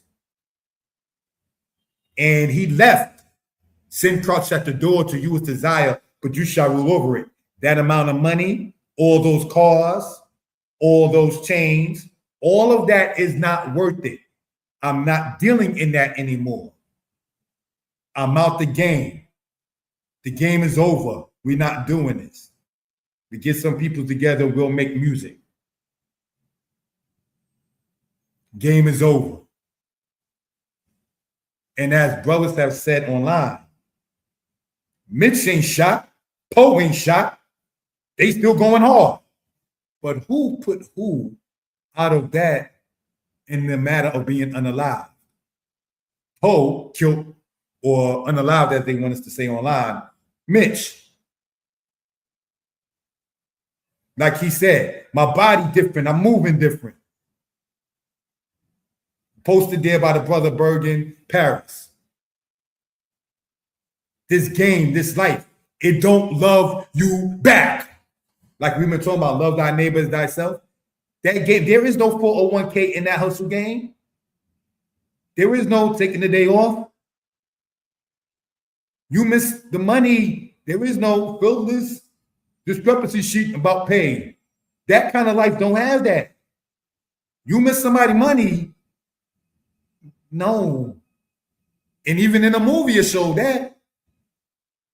So y'all dudes is dead on the street out here, B. Until you find where that man is at for robbing you, you dead out here.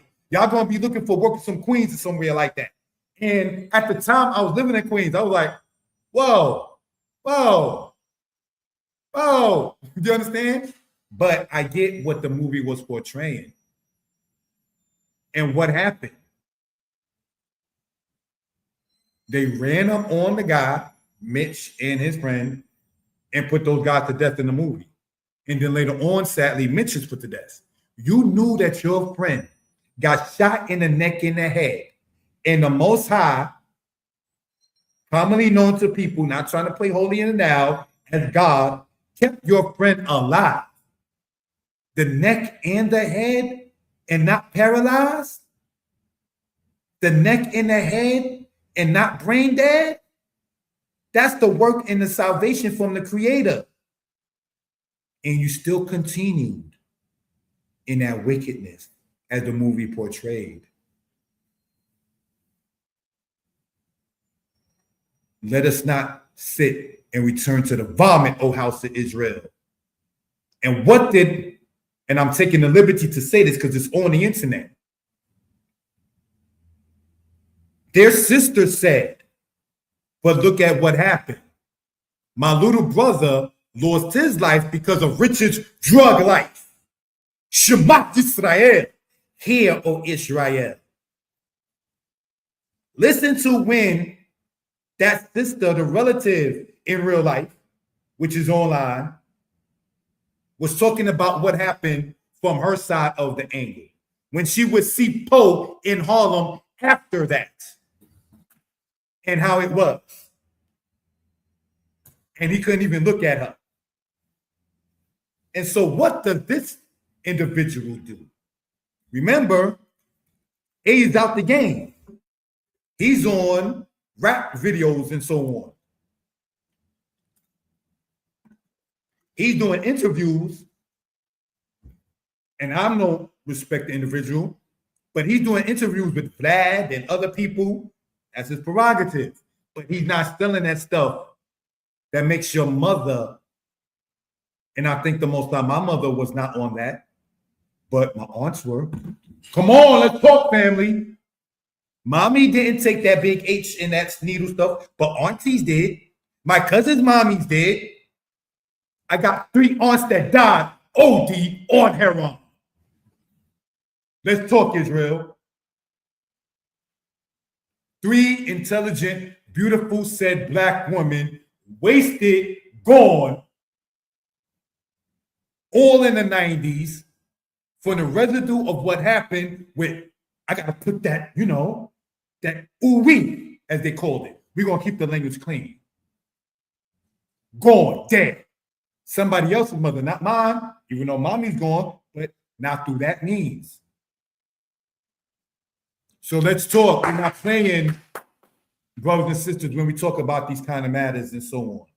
This is not the holier than thou. I am the Hebrew teacher. No, we're talking, brothers and sisters, about what it is when it comes down to if you keep these laws and if you take the signs, as it says in Deuteronomy 28, it shall be upon you and upon your seed as a sign. So when using that movie as an example, A lived, it still is alive. Rich passed away, or Mitch in the movie passed away by the hands of his said friend, Poe. And what happens? Not taking the warnings, you do something, and quote, maybe citing the movie, when I come back to Harlem, I'm gonna still be the king. So that's where I'm not trying to play prophet. That's where you passed away at. They marked you dead, not trying to be disrespectful, in the hospital that my daughter was born in. You came back there, floss. Yeah, if you stop right here, this way I took Mitch right here. Yeah, this way I did it. Who does that? He did. Yeah, I brought my man, from DC, and we killed him right on that corner. Yeah, my man that killed Mitch with me, we killed him too. And he defecated, so we had to throw him out. And then they found his body because somebody went to go and fix the telephone line in DC.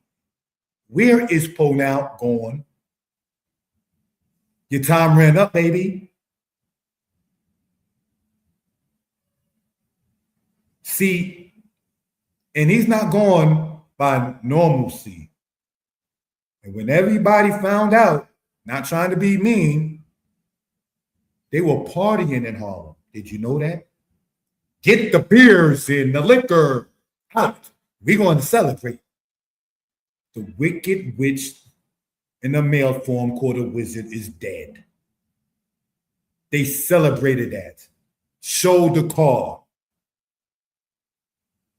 And people were saying to me, whoever did that was a marksman. You came back and paraded around in your wickedness. Kid, nothing happened to me. That's what Deuteronomy 29 talks about. You're going to stand confident in your wickedness. And you got dropped in such. The Amalekite in the time of King David. Saul is dead. How do you know Saul is dead? Well, he was suffering, so he said, take me out, slay me. And so I slew Saul, and I brought you his crown. And what did David in the scriptures say? Pegabo. I've been talking with some of my Hebrew-speaking brothers. Pegabo, I don't think the word paga, brothers and sisters, means meat, like they try to poorly translate. Pega, I believe, means attack or assault. That's what I got. Pagas, meat, yeah. Gamel Shin, Pagash meat. Paga, that you see in the book of Samuel, fall on him, which means assault him. Pegabo, deal with that in so many layman terms. And David said, your mouth has testified that you slew the anointed of the Most High. Sin crouches at the door, and to you is this desire. We know the wisdom says what? Separate from thy enemies and take heed to thy friends. If I had a problem with Saul and I didn't put him to death, then what will make you think that I will commend you for doing something that I didn't do when I could have, but I knew better not to do it? Sin crossed at the door, to you is the desire. Come to find out, that guy didn't even put Saul to death. Saul passed away. He had suicide. But you want to take the glory to say, I did it when you didn't even do that, which there was no glory to be in that in the first place. You thought it was. You thought everything will be smooth. And I'm not trying to put words that don't exist, but I believe, this is what I'm saying, I believe in this part. David would know you got enemies already. If this man did do that to Saul, who also had enemies, this man would do it to me for my enemies. But even if that wasn't in David's mind, the anointed of the Most High, you leave alone. There's rank, there's order. You just don't do you. You don't move like that. Well, I move with me, because, my feeling, what I'm saying? I was in my feelings, so, I did what I did, you know what I'm saying? No, I don't know what you're saying. And you don't know what you're saying. And what we all need to do is say we need to get better. You understand? So, brothers and sisters, in looking at this, let's continue, family, in this manner. All right?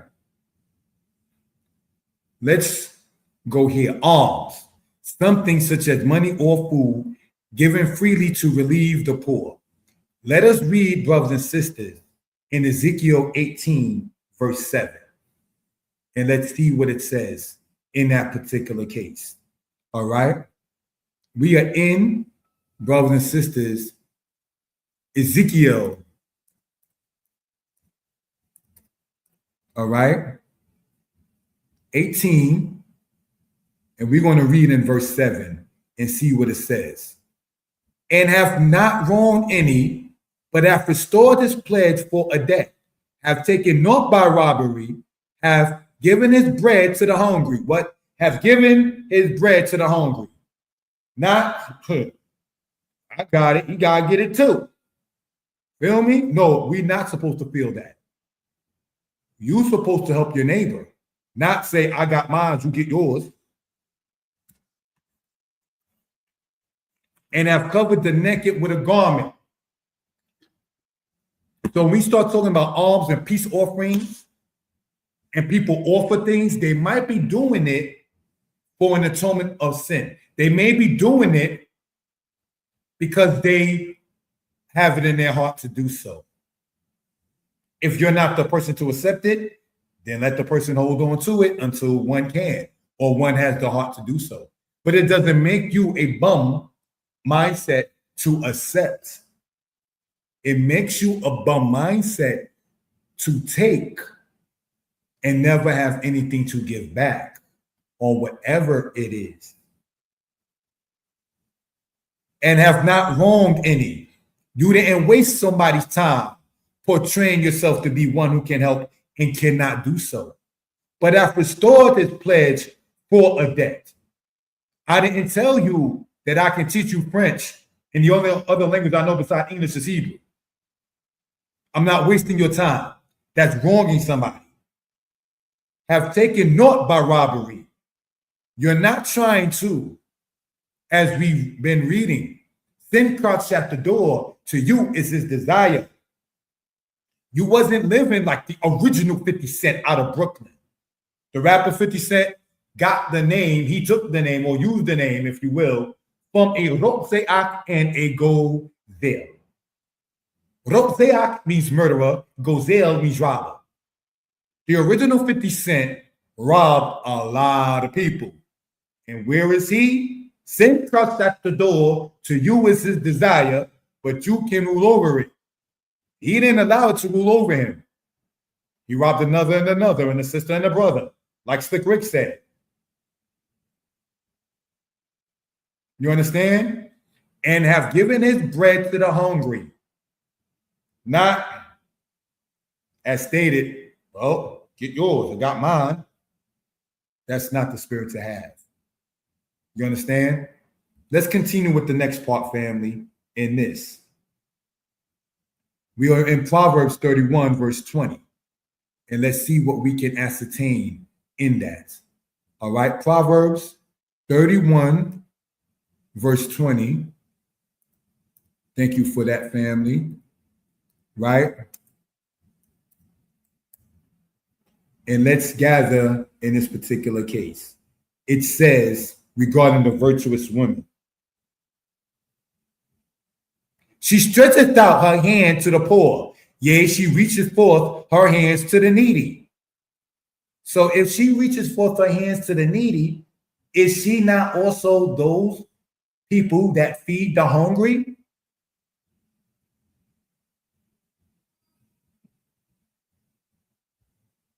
She stretcheth out her hand to the poor. Not, I got it. She got to get hers. She got to get theirs. Can't ask me for nothing. Bleep the world. Don't ask me for bleep. That's not the way virtuous people move. You help your brothers, your sisters. You help your sons, your daughters, your nieces, your nephews, your cousins, your real friends. I want to put it like this. Your biological and your quote fake cousins in the black community. Because sometimes when we say cousins, it's not always biological. You help out both sides, be it your aunt's children, your uncle's children, by marriage or otherwise, or just somebody so close you call them, hey, cuz. You help them out as well. You understand? And you don't hold it over their head. But that person who got the help is supposed to reciprocate, not just be a loqueak, a taker, or a loquat for the feminine.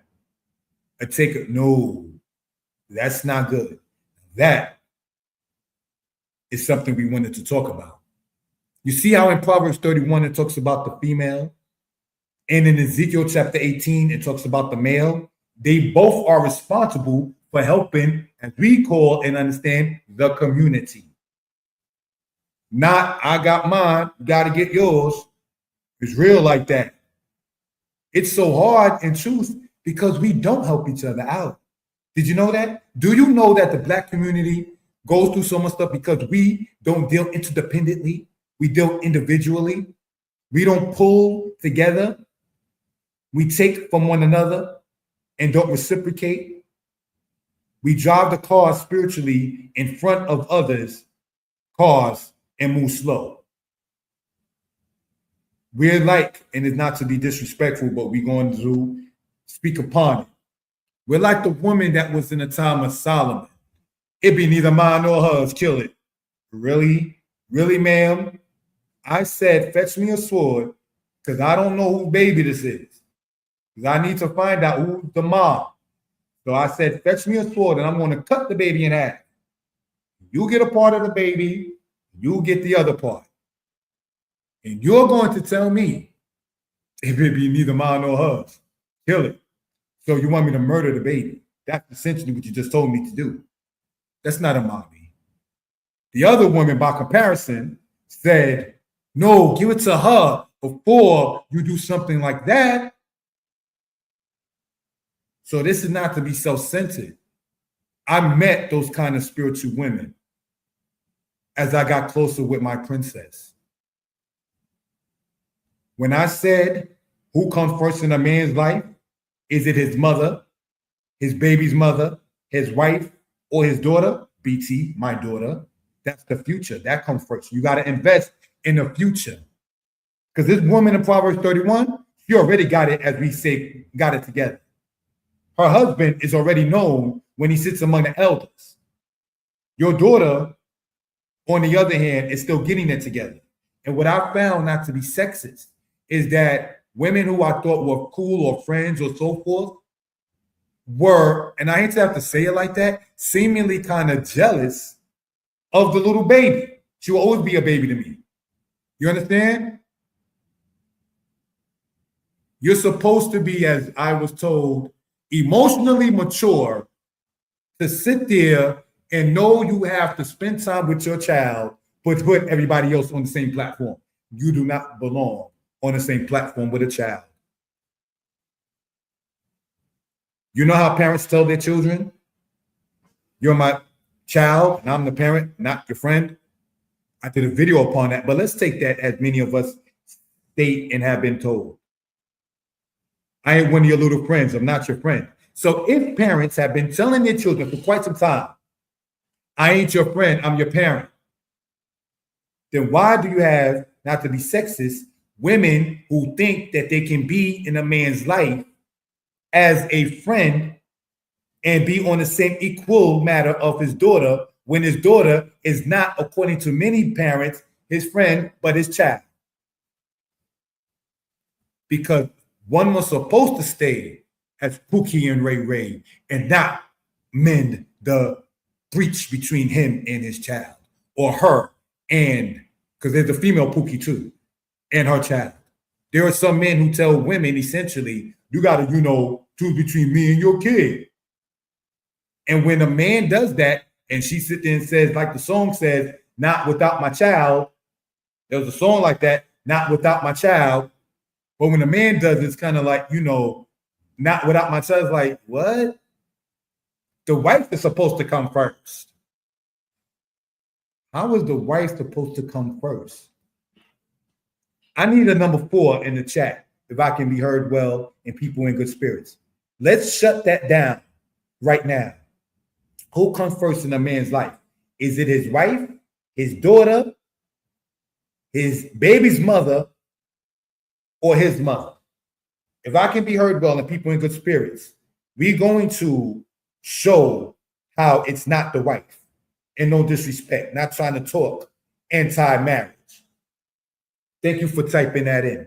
If the man and the woman are one flesh in the Bible, and the Bible is what people citing saying the wife is first, that's that new book. Paul also said in Corinthians that he hoped men will like him without a wife. That's that new book. If we're dealing with marriage was first established and say the old book, let's get back to that if we will. Like in Jeremiah, where the good way is in the old past, as it says in Jeremiah chapter 6. Right? Let's look, family. If the man and women are one flesh, how can I, being one flesh with the lady, put her first? It's not her, it's us. Otanu, us. But women, not to be sexist, who are not equally yoked, who are not thinking oneness, unity, camaraderie with her husband, she will want to be first. She doesn't see him on, quote, her level and next to her, building together. So anytime, brothers, a woman says, looking at that kind of matter, who comes first in a man's life, and she says wife, and not daughter if he has one, she don't see you as one flesh with her. Basar echad in the Hebrew. Because if you are both one flesh together, there's no way possible for you to put her first or she to put him first. Because you're one. That means you put yourselves together. But when one knows they're not about that life, they're not about that unity in life, he can defecate on his daughter, take care of her and her kids, and as far as she's concerned, she's straight. Then we wonder why certain things happen. That's not healthy, family. So let's continue, if we will. 1 Kings chapter 4, verse 20. Let's see what we see, brothers and sisters. All right?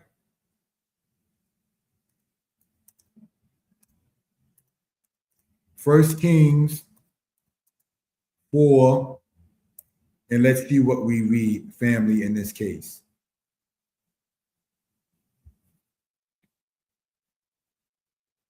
Verse 20. Judah and Israel were many as the sand which is by the sea, in multitude, eating and drinking and making merry, meaning that they were happy. 1 Kings chapter 4. Judah and Israel were many as the sand of the sea, in multitude, eating and drinking and making merry. Not eating and drinking in strife. Not eating and drinking in drama. Not eating and drinking and being silent because, like some men and some women say, I don't argue with my lady, we good. You're lying. I don't argue with my man, we good. You're lying. Your man don't argue with you because you're broken. That's why he's silent. Your lady don't voice her opinion, not even per se yelling, because you broke up. So these couples, and I'm not the relationship expert, but having seen some things in life, when you find past people, we don't even argue. It's because one, you probably don't see each other a lot. And when you do see each other, you already broke each other down to where one is timid to even speak his or her piece.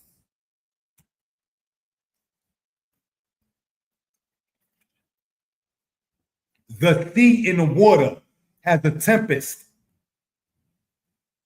You might see a lot of pictures of things I post with the sea or the trees and so on. When the wind goes, the trees can move. And I do mean the trees itself, not just the branches and leaves. The tree itself, if you will. So Israel and Yahudah were eating and drinking and making merry, not being quiet, talking about, we don't even argue. You're lying. You're broke. He broke up. She broke him. That is why you don't quote unquote argue. But you know there's Ein Shalom. There's no peace, no tranquility, no camaraderie, no sharing of ideas that might lead into a little tempest. Voices may get raised, and then in love, let's bring it back down and reason together. See the difference? Let's go, brothers and sisters, and read in the Apocrypha, Ecclesiasticus 6, verse 13. And let's see what we can see in that particular case. All right? Apocrypha.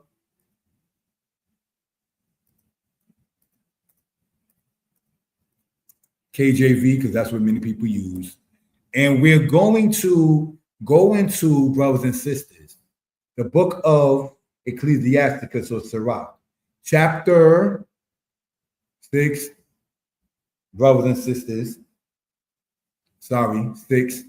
And we're going to read in verse 13 that says this: separate thyself from thine enemies and take heed to thy friends.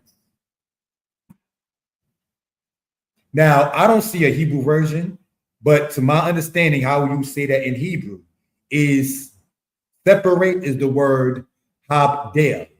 Habdel or hitbadal, separate thyself, reflexive.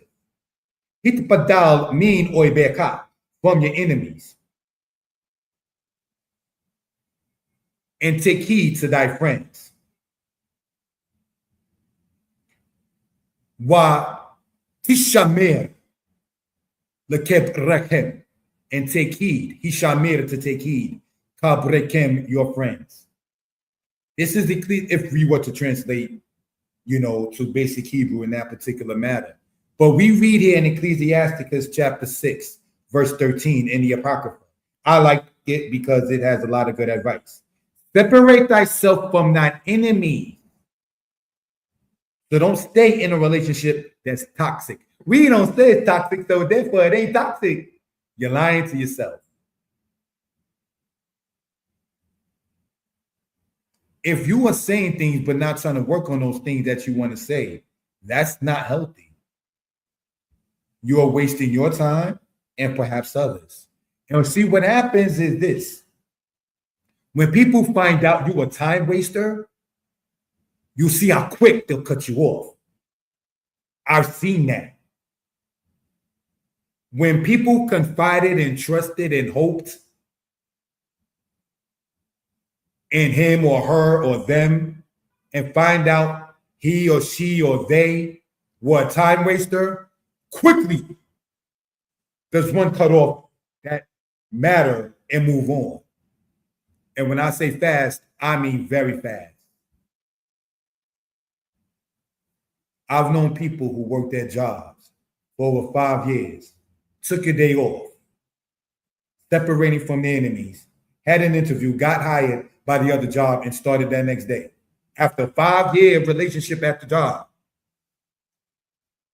People, let's understand, people get tired of trying.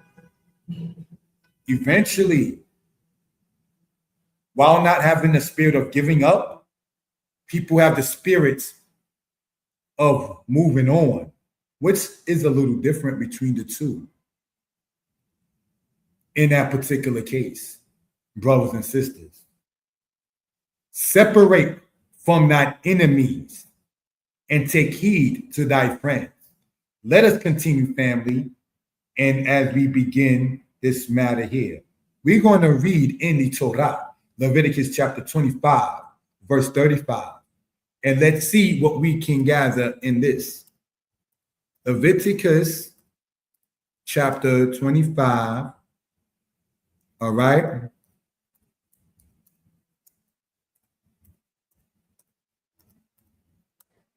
And let's see what we see in this. Leviticus 25, verse 35 says the following. And if thy brother be waxen poor, and his means fail with thee, then thou shalt uphold him. As a stranger and a settler shall he live with thee. Take thou no interest of him or increase, for fear thy Elohim, that thy brother may live with thee. Thou shalt not give him thy money upon interest, nor give him thy victuals for increase. It's talking about how you treat people, brothers and sisters. All right? What are we seeing in this? Leviticus chapter, thank you for typing that in, 25, verse 35 to verse 37. And if thy brother be waxen poor, you don't call him a bum. You don't sit there and say, what happened with the application I gave you, Op? It says this, and his means fail with thee, then thou shalt uphold him. You help your neighbor out. You help your brother out. Not what we have been seeing online with Black people online sometimes. There was a dumb video, for the lack of a better term, where the young man was shown working. But because of the hours that the man worked, and he couldn't make it, quote, to his quote unquote step-parents' house at a certain time, the person was then locked out. I don't want nobody coming to my house after 10, but the man is coming from working. See, he married the mother, but did not respect her family. So what, and I'm not a psychiatrist, have many Black men and women done in regards with how we've been treating each other, AKA for survival? Brothers, Black men do what they call impart passport bros. There's a book written in the 1980s called Black Men Say Goodbye to Misery. An Israelite wrote it. His name was Yeshua Barak. The book is about Black men not dealing with, as he said, the disrespectful attitude that Black women have. An Israelite brother by the name of Yeshua Barak wrote a book, and I'm not saying I'm in agreement with it, called Black Men Say Goodbye to Misery. Get rid of her and her nasty attitude. There's a book that they used to sit there and sell in New York in the 90s that came out, if I remember right, in the 80s. And what have some sisters done? Swirl. I saw that not just too long ago. That situation with Ashley Janae didn't teach you nothing. They now saying, oh, she committed suicide in Tanzania. Okay. You understand? So because we have been used to deliberately disrespecting, manipulating, mistreating one another, we've developed as men and women, and I'm not a psychiatrist, a war. I can't trust him, I can't trust her kind of spirit. There is a part in the scriptures in Deuteronomy when it says, if thy brother needs help,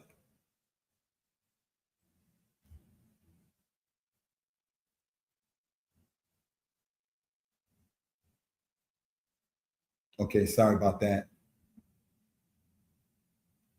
If your brother needs help, you do not let it burden your heart. I got to help this man. It's about the year of Jubilee. And if he don't pay me back, I ain't going to get paid back. Don't think like that. What happened to love thy neighbor as thyself? Which means you got to love yourself. So why would you want to be a hindrance to your own self? Why take and not give? And if you don't know what to give, ask what to give.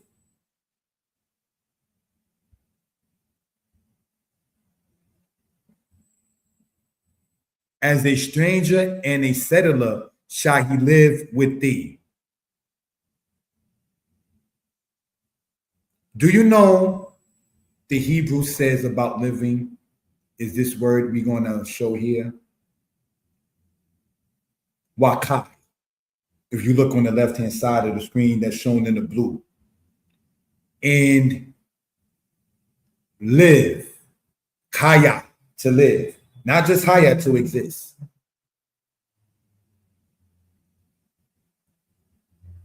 So what are we perhaps showing in that? You and your neighbor living in unison, respecting, honoring, cherishing, upholding, not scamming and scheming, not lying and denying.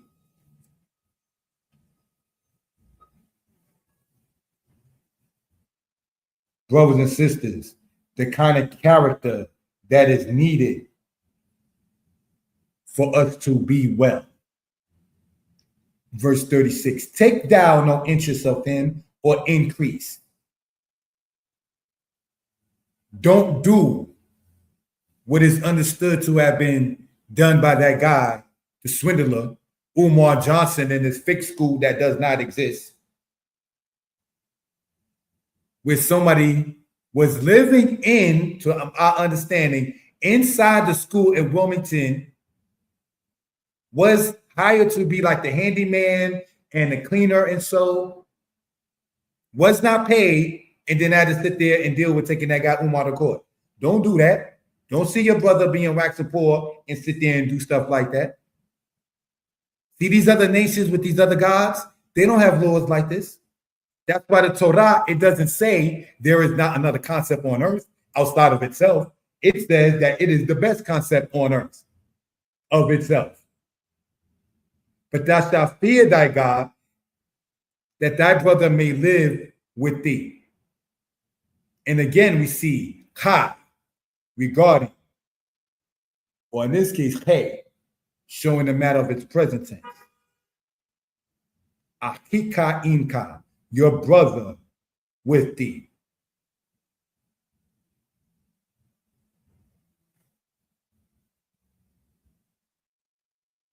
Let's continue, family. Thou shalt not give him thy money upon interest. So if you give money and it's $5, you don't say you owe me $6. Nor give him thy victuals for increase. Whatever your victuals are, you don't sit there and say, well, you got to now give me based upon that, when a person is still trying to pull himself or herself up of a situation. You help your neighbor. You know what we have black people been saying, no disrespect? If they're in that situation, must have been their fault. That's not how the great prophet Moses thought. The great prophet Moses didn't think that Hebrew that I see getting beat must have done something. No, I'm going to go and help my brother. You understand? There's a movie called Quilombo about the Maroon community that was based in Palmares in Brazil. And there's a scene in there when one of the enslavers, the Portuguese, was flogging or beating a man. And in it, there's said to be later leader named Ganga Zumba, took that man that was beating the other man and slew him. Kind of like you might read in the Bible regarding Moses seeing his brother being beaten and slew the person doing it.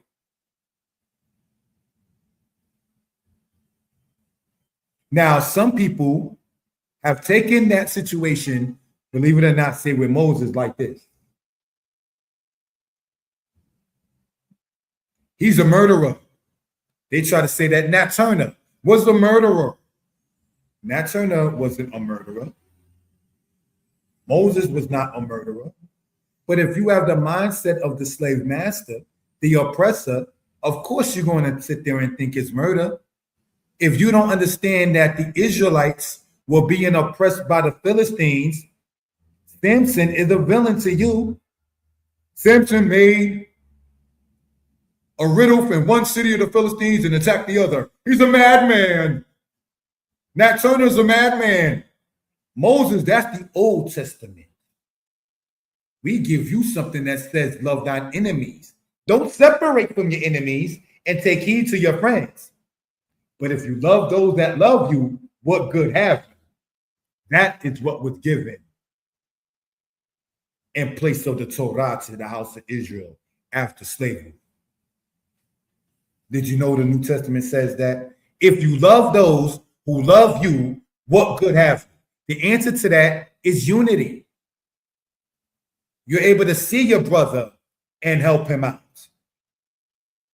You're able to see your sister and want to help her out.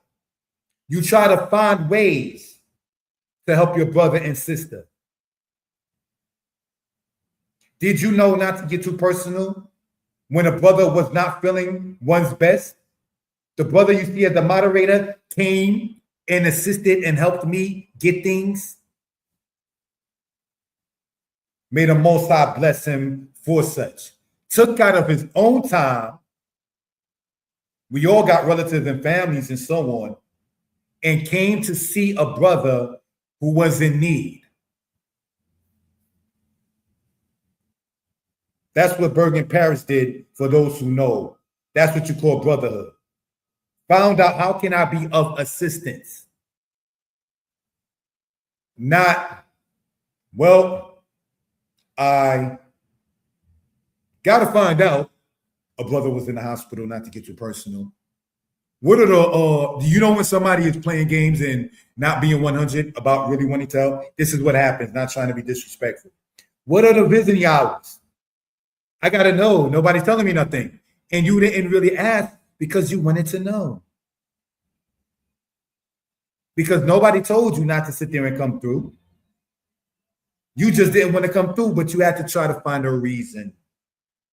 You didn't love and you don't love your brother and your sister in your heart. And you can't fake that love. It's real talk. Let me find out how I can help. I'm not a doctor, but for those who were listening to the video, say earlier in the week, when I did a thing when some said doctor talking about eating pork for people who have diabetes, no, I can't legally tell anybody to take bitter melon on or offline. I can tell you what helps me having a high A1C, which is bitter melon. Bitter melon helps, but I can only say legally that. You can look it up online if it works for you. That's what you call brotherhood. You shall love thy neighbor as thyself. People, not to get too personal, perhaps don't understand my relationship with my ex, my daughter's mommy. Let me help you out where I can, and you can help me out, and so on. My princess, not to get too personal, has a little baby brother.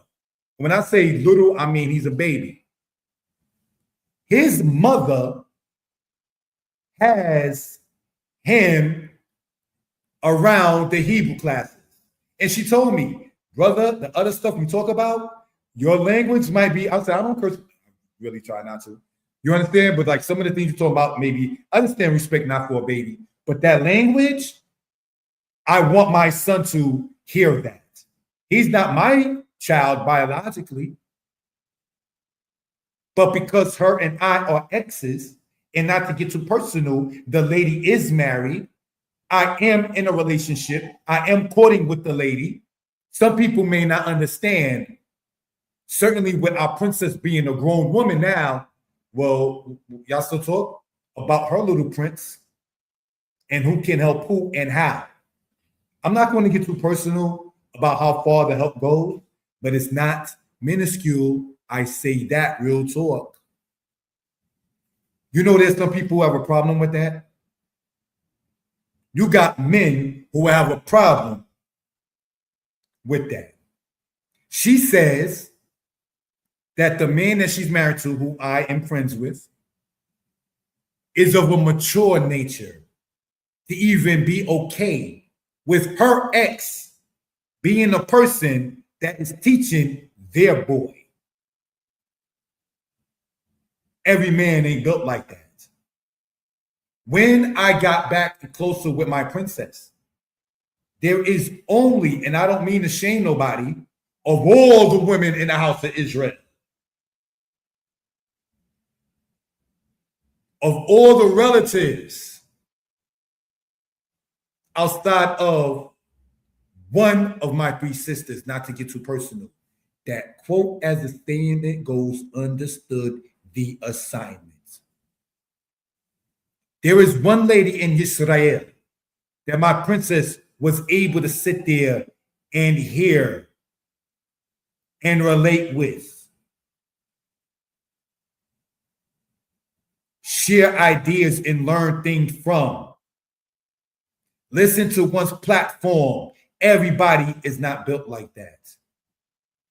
Every ex, because I hate the term baby's mother, every ex is not okay with her princess being told something from some other lady. We're going to keep the language clean because not every ex says the word lady about other women, but we're keeping the language clean.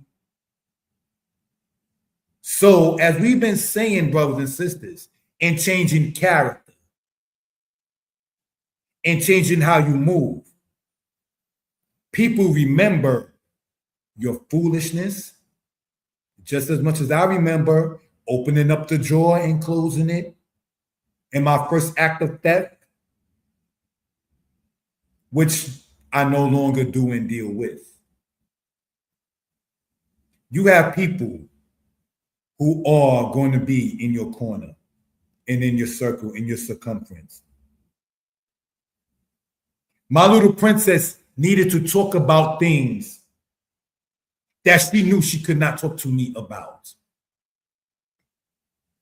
Let me be very candid, not to get too personal. We read, and if the flow of a woman goes outside of the cycle, what should happen? There's only two people, if I'm not mistaken, that princess was able to relate with and talk with. What happens in this way when the cycle of a woman dealing with her uncleanness or her menses, when that happens? But if you're not built to talk about that, don't waste people's time as if you are. I didn't know what to say, and she never asked me. So when we start talking about, not again to get too personal, and then women who were helping Princess take this herb for this, find out why the cycle is not going according to a certain way, not to sound gross, but talking about life. What happens? How do you deal with that? If you're not built for that, like I'm not built to teach any boy or girl about painting and sculpting and artwork, I'm going to ask somebody who I know. Pass it on to someone else who can help. Don't waste people's time. Because like I said, when you find out or be found out for such, you'll be surprised how quick people cut off, must move on, can't sit there, must roll around the car that came in front of me and tried to slow me down. I dealt with a company, and it works good for some people, artists, not artists, authors. I'm an author for those who do know. There is a company called Lulu, and I'm not here to bash them. There are dozens and dozens of people who deal with Lulu.com as far as getting their published books out. Me personally, it didn't work for me. KDP, Kindle Direct Publishing, under Amazon worked for me. I point that out to say this. Lulu.com as an author did not work for me, but another company did. So don't waste anybody's time. Don't sit there and be a meek shoal or a stumbling block. Hi. Let's talk. What do you want to talk about? I don't know. Well, when you find out, you let me know. Because I got to make moves. And in making moves, I've already talked about it while I'm making a move. You see me making this move right here and publishing or whatever the subject is. Help me out if you can. If you can't, then so be it.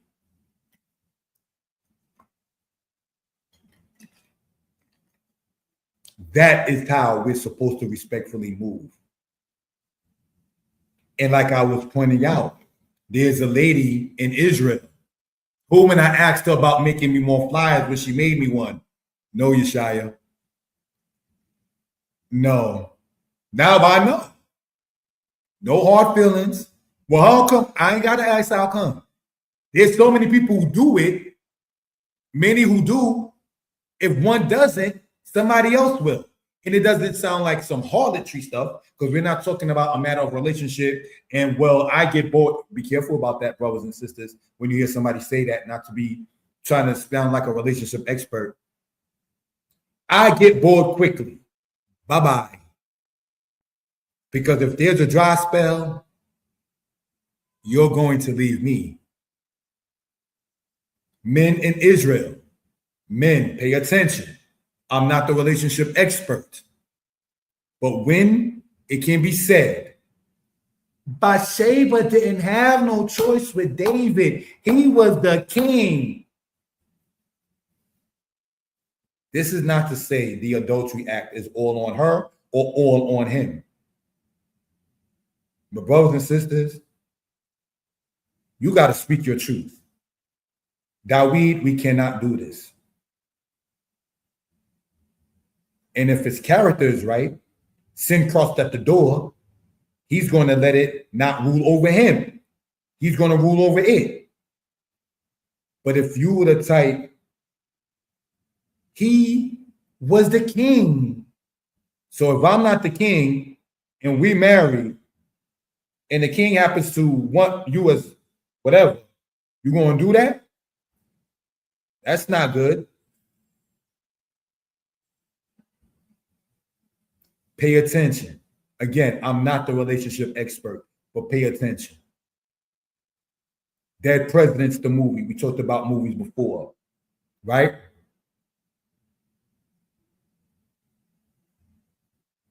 We don't need his money. That's what Lawrence Tate, forgot the person's name in the movie, was saying to the lady when she got Cuddy's money. And we know what Cuddy was about in Dead President.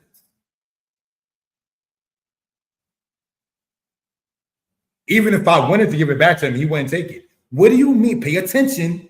What do you mean if you wanted to give it back? Which means it sounded like you didn't want to give that dirty money back.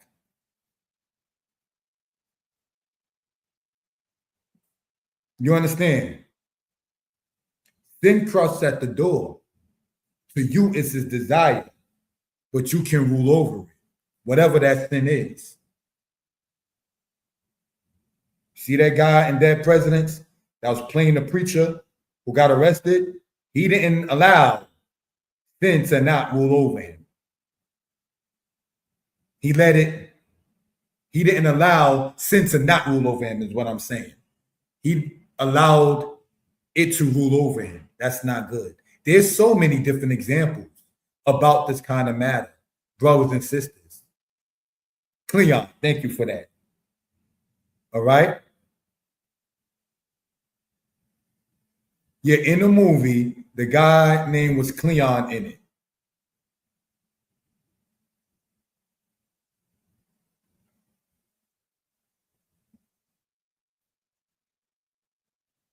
So when somebody approaches you with something that's wicked,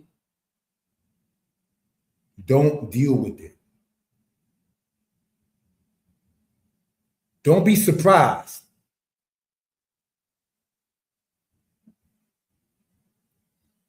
When people want to be that voice to perhaps help you. Rejecting that, brothers and sisters, and if it's of the Most High, You are rejecting what the Most High wants you to know and be about. And there are no blessings in that.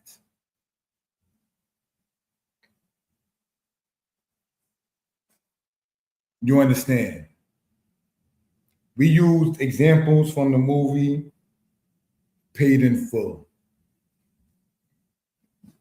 We attempted to use an example using different races, not to sound like a racist. Using different examples, brothers and sisters,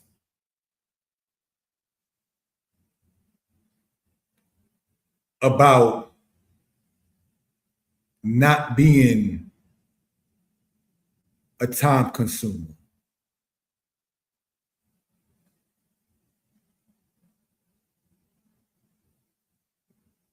May she rest in peace. My mother used to work in regards with the transit. And one of the jobs that she had in it was a timekeeper. She used to be the person to track people's time and send in the payroll kind of thing, if you will. She had to be on top of that. She had to sit there and be careful with that. Brothers and sisters, if you're not built for something, don't waste any. I know I said it, but if you're not built for something, don't waste people's time. I sat with who is to be my son-in-law, and we spoke, and we spoke, and we spoke. And one of the things that the young man said to me is that, and he's heard it from someone else, not that he doesn't have wisdom, he does. And the somebody who we heard it from is my princess's stepdad. People run after babies. And it's not to be sexist, mainly women. Be they their cousins, their aunts, the mom too. People run after babies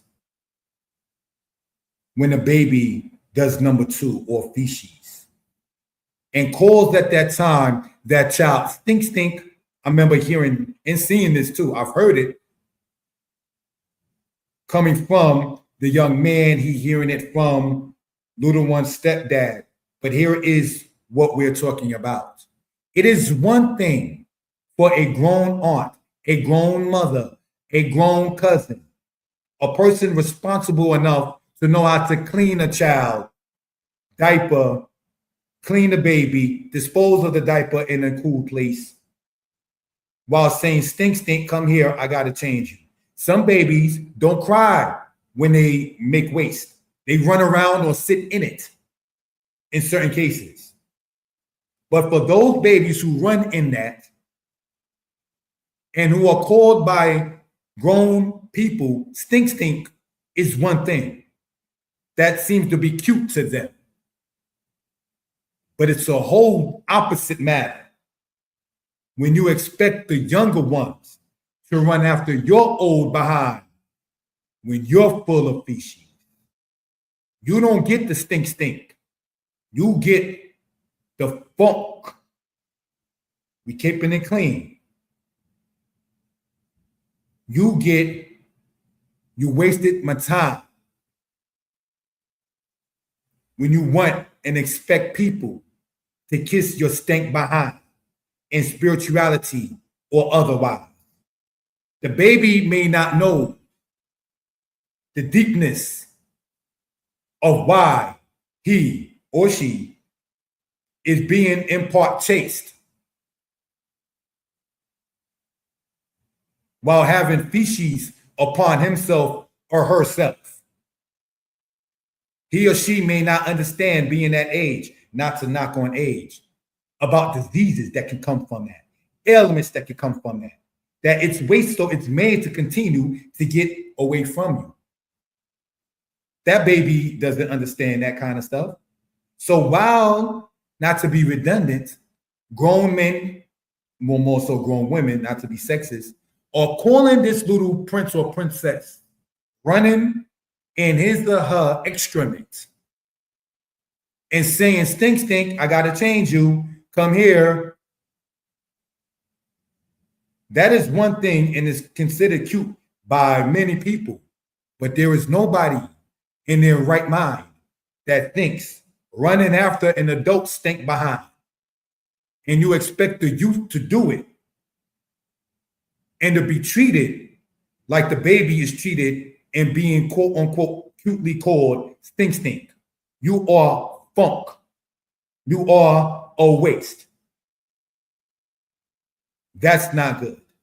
One of the things in getting older, and I'm not the oldest or the youngest, that I dreaded when I was younger, seeing, not to be disrespectful like in Israel, and it's not to knock Israel, but it's not only among knowledgeable Israelites.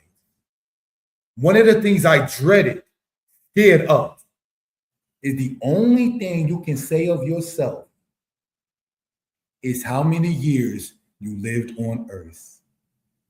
You got to respect me because of my age. You're supposed to, as it says in Proverbs, a wise man leaves an inheritance to his children's children, not just live the breadth of life and put nothing into the earth for the future. Whatever your gift is, find out what your gift is. Is it motivating? Is it spirituality? Is it mathematics? Is it cooking? Is it science?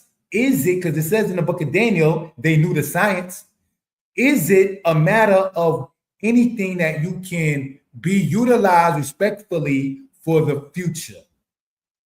Or was it just about you being treated like stink stink? You think it stopped with you? You think all of that was done for you? No. A brother, not to be self-centered, wrote history books. I have a child who is not into history. So who is supposed to deal with the books, not to call certain energies out when a brother is no longer here? What happens then? And I'm not trying to make it all about me and the family, but Little Princess is not into history like that. And the Persian Empire, I see my baby's expression, Dad, I love you, but I'm good. I don't know the Persians. Dad, we're Israelites, right? Yes, we are. And you talk about Assyria. Didn't the Assyrians attack the Israelites? Yes, they did. And you talk about them why. And she asked me that. And I said, to let the history be known for those who are interested. And she said, in response, I just can't get it. My child looked at me. As much as I love history, because your children are going to have their own spirit and where it goes. You're, as a parent, are supposed to make sure it doesn't go in the wrong direction. You're supposed to guide that. So that means your children have to talk. So parents, who sit there and be like, the children stay in the child's place. I saw a thing where they had Michael Jackson's mother talking to Michael Jackson's father when Michael Jackson terminated him as the manager, say, I'm gonna beat that boy. He's a grown man. Joe never seen Mike as a grown man. Joseph did not see Michael as a grown man. Michael Jackson, for what he did regarding the hiring or so with his dad, he did that as a person.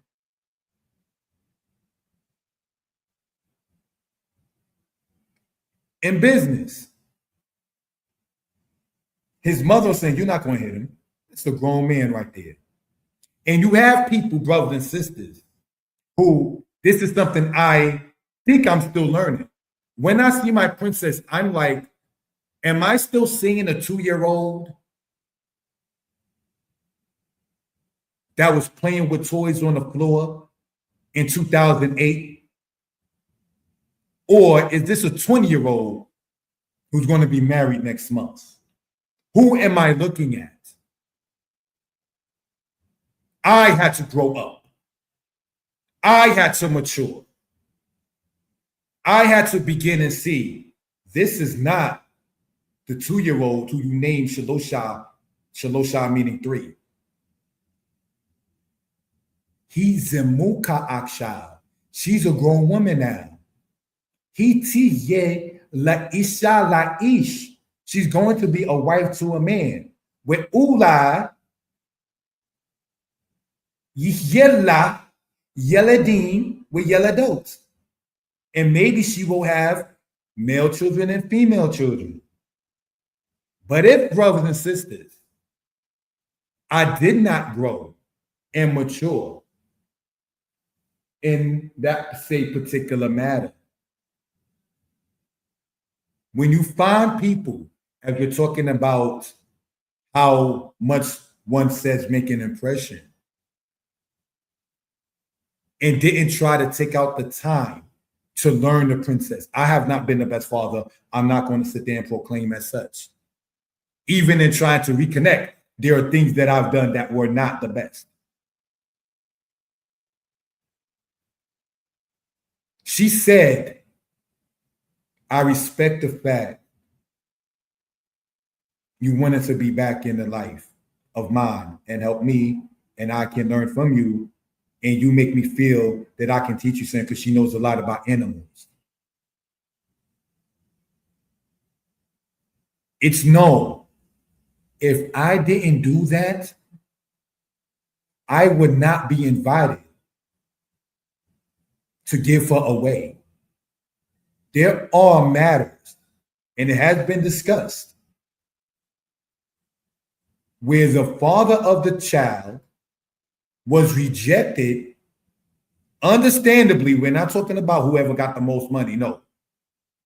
Because he, in the Pookie and Ray Ray spirit, was okay in staying being a deadbeat.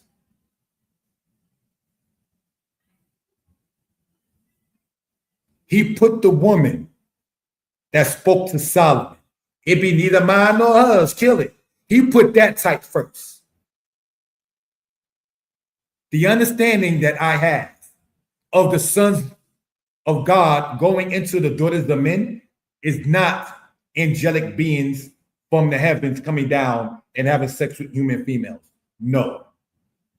That is not the teachings on Danitepublications. And there's a video that I have called Angels and Humans Did Not Have Sex. I'm going to see if I can pull that particular video up and share it. Because I even cited Joshua to sit there and get that point across out in that particular matter. Sorry about that. If I can be heard well and people in good spirits, please press the number 4. Thank you for the time. All right. I want to go, if we will, to YouTube. All right. And I call the video, brothers and sisters, Angels and Humans Did Not Have, and I use that word, have sex. And I believe, yeah, I can sit there and perhaps have to put my name in it. All right. Yeshaya Israel.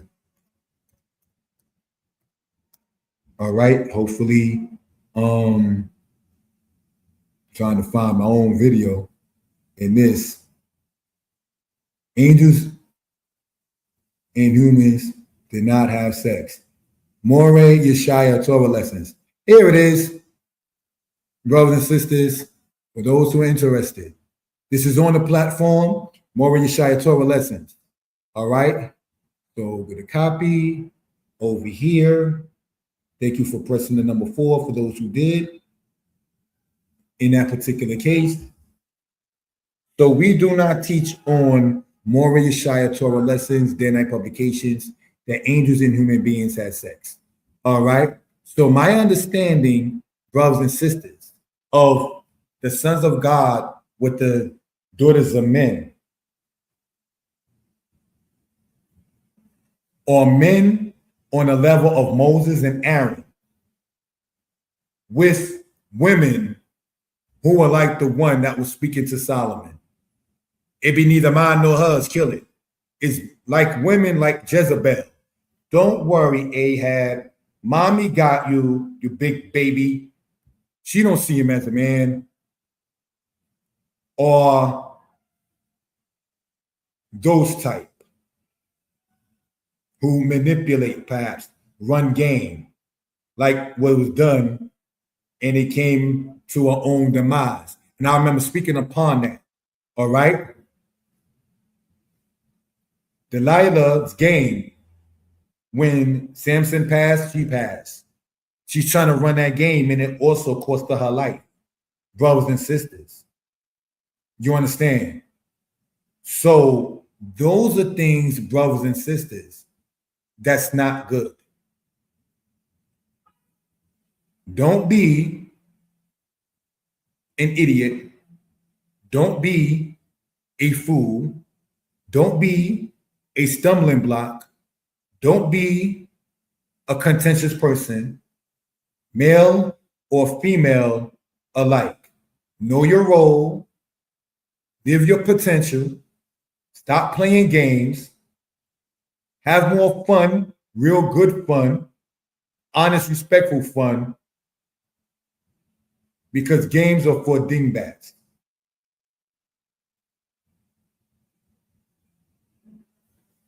As we begin to close out, family,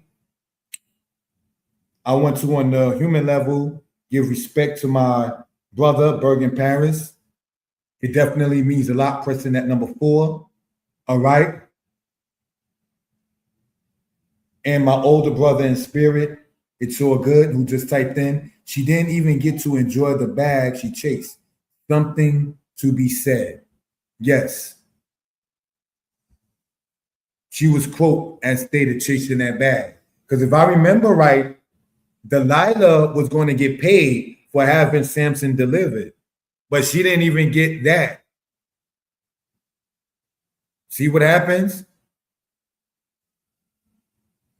So teach your children in a way that you and your children can relate. And don't feel away if your child is learning something, and be teachable at the same time. That whole thing that was rampant, in the Black community, children staying in their place.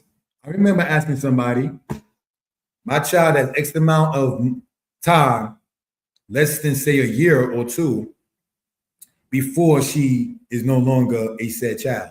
What do I do in the meantime? The answer was, I don't know. So let me understand this. You're telling me to stay or have the child stay in the child's place, but you have no advice on what this said child should be doing or what I should be doing regarding this said child.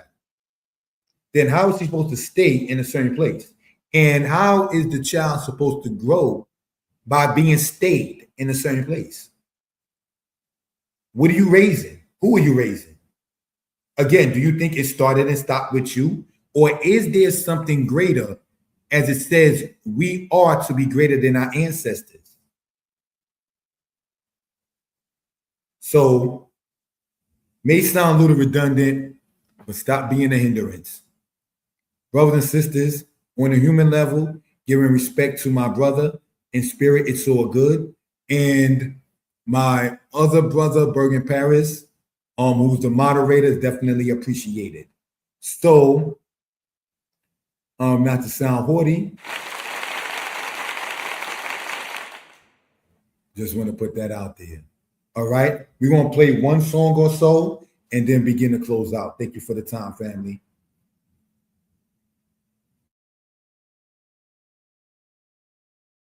Burning in my soul, that we've been going through from the time in the heaven you flavor your things that make me wanna cry. The things that make me wanna die. Stretch my arms out to you. I pray to thee again, Most High. Israel, hear me. We all we have.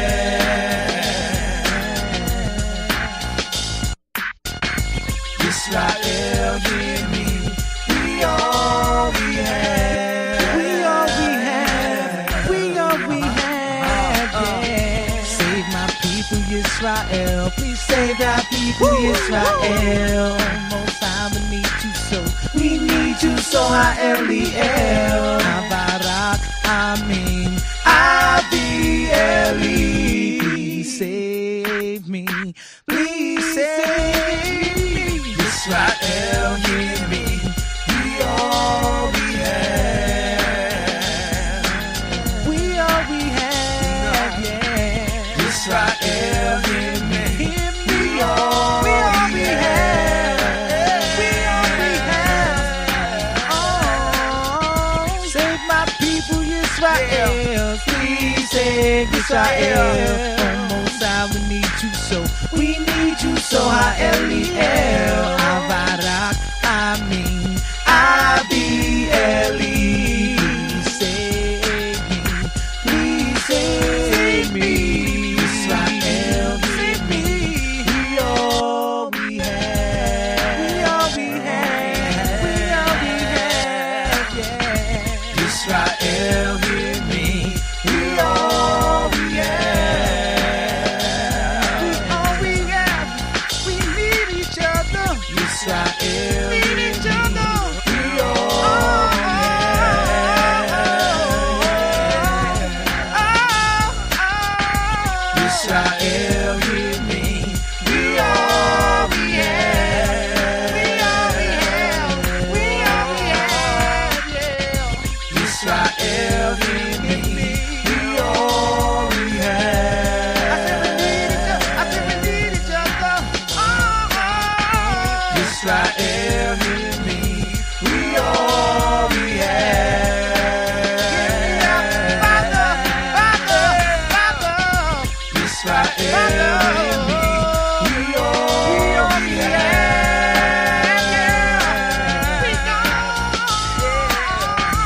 Israel, hear me. We all we have.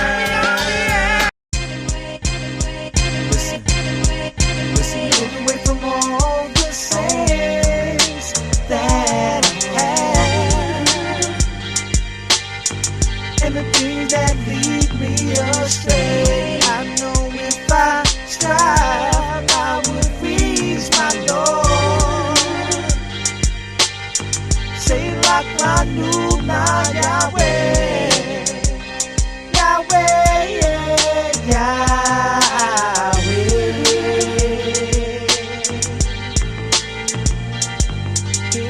My troubles make me wanna just run away. The pressure is on, what shall I do? I feel like I have nobody, no one to lean on, so I choose you, Heavenly Father. But please don't make me cry. The morning shade is heavy on me, ripping my soul, tearing my soul alive. Get away from all the sins that I have and the things that lead me astray. I know if I strive, I would reach my Lord. Say like I knew not Yahweh, Yahweh, Yahweh.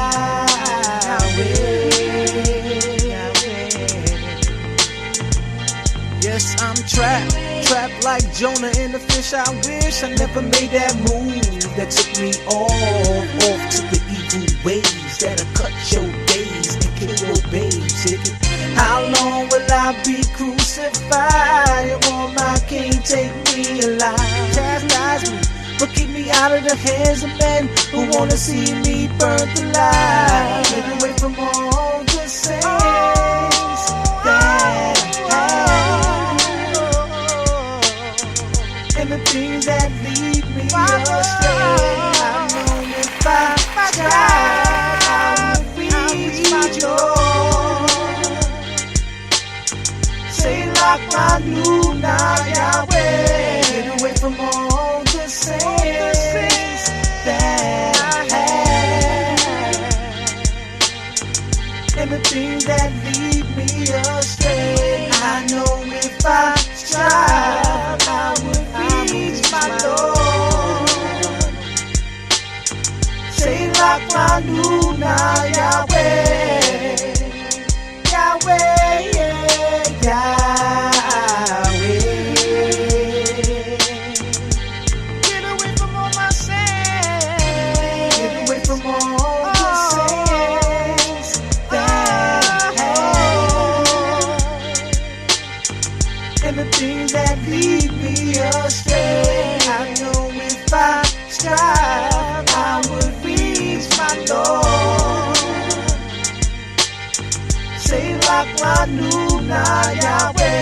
Get away from all the sins that and the things that lead me astray. I know if I strive, I will reach my goal. Brothers and sisters, we are on the platforms of Mordeh Yeshaya, Torah lessons, Mordeh Yeshaya, Hebrew lessons, and Mordeh Yeshaya, Old Testament.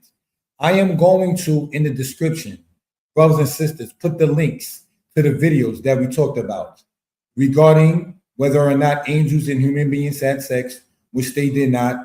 The video about the Torah or the New Testament to choose from by our brother. It's all good. So check the description, brothers and sisters, when this is uploaded by 10 p.m. tonight. It is now Eastern Standard Time, 9:13. And I intend to have a list of videos dedicated to what we were talking about for those who are interested within that. All right. Now, the history lesson that we were talking about from last week, we went over some of the slides of it, and we were going to go over some tonight. We're not doing that tonight, brothers and sisters, with the timing, with needing something to eat, and so forth and so on. So we intend, brothers and sisters, to do the history lesson on the platform, Mordeh Yeshaya History Lessons at 8 p.m. July 26, 2026. All right. So for those who are interested in that particular case. All right. So subscribe to the channel and channels, whatever you watch this on. And we do, again, hope and pray that everybody is well and will be better. All right. My number, 908-587-4841. I do not claim to know everything, and I am open, brothers and sisters, to constructive criticism.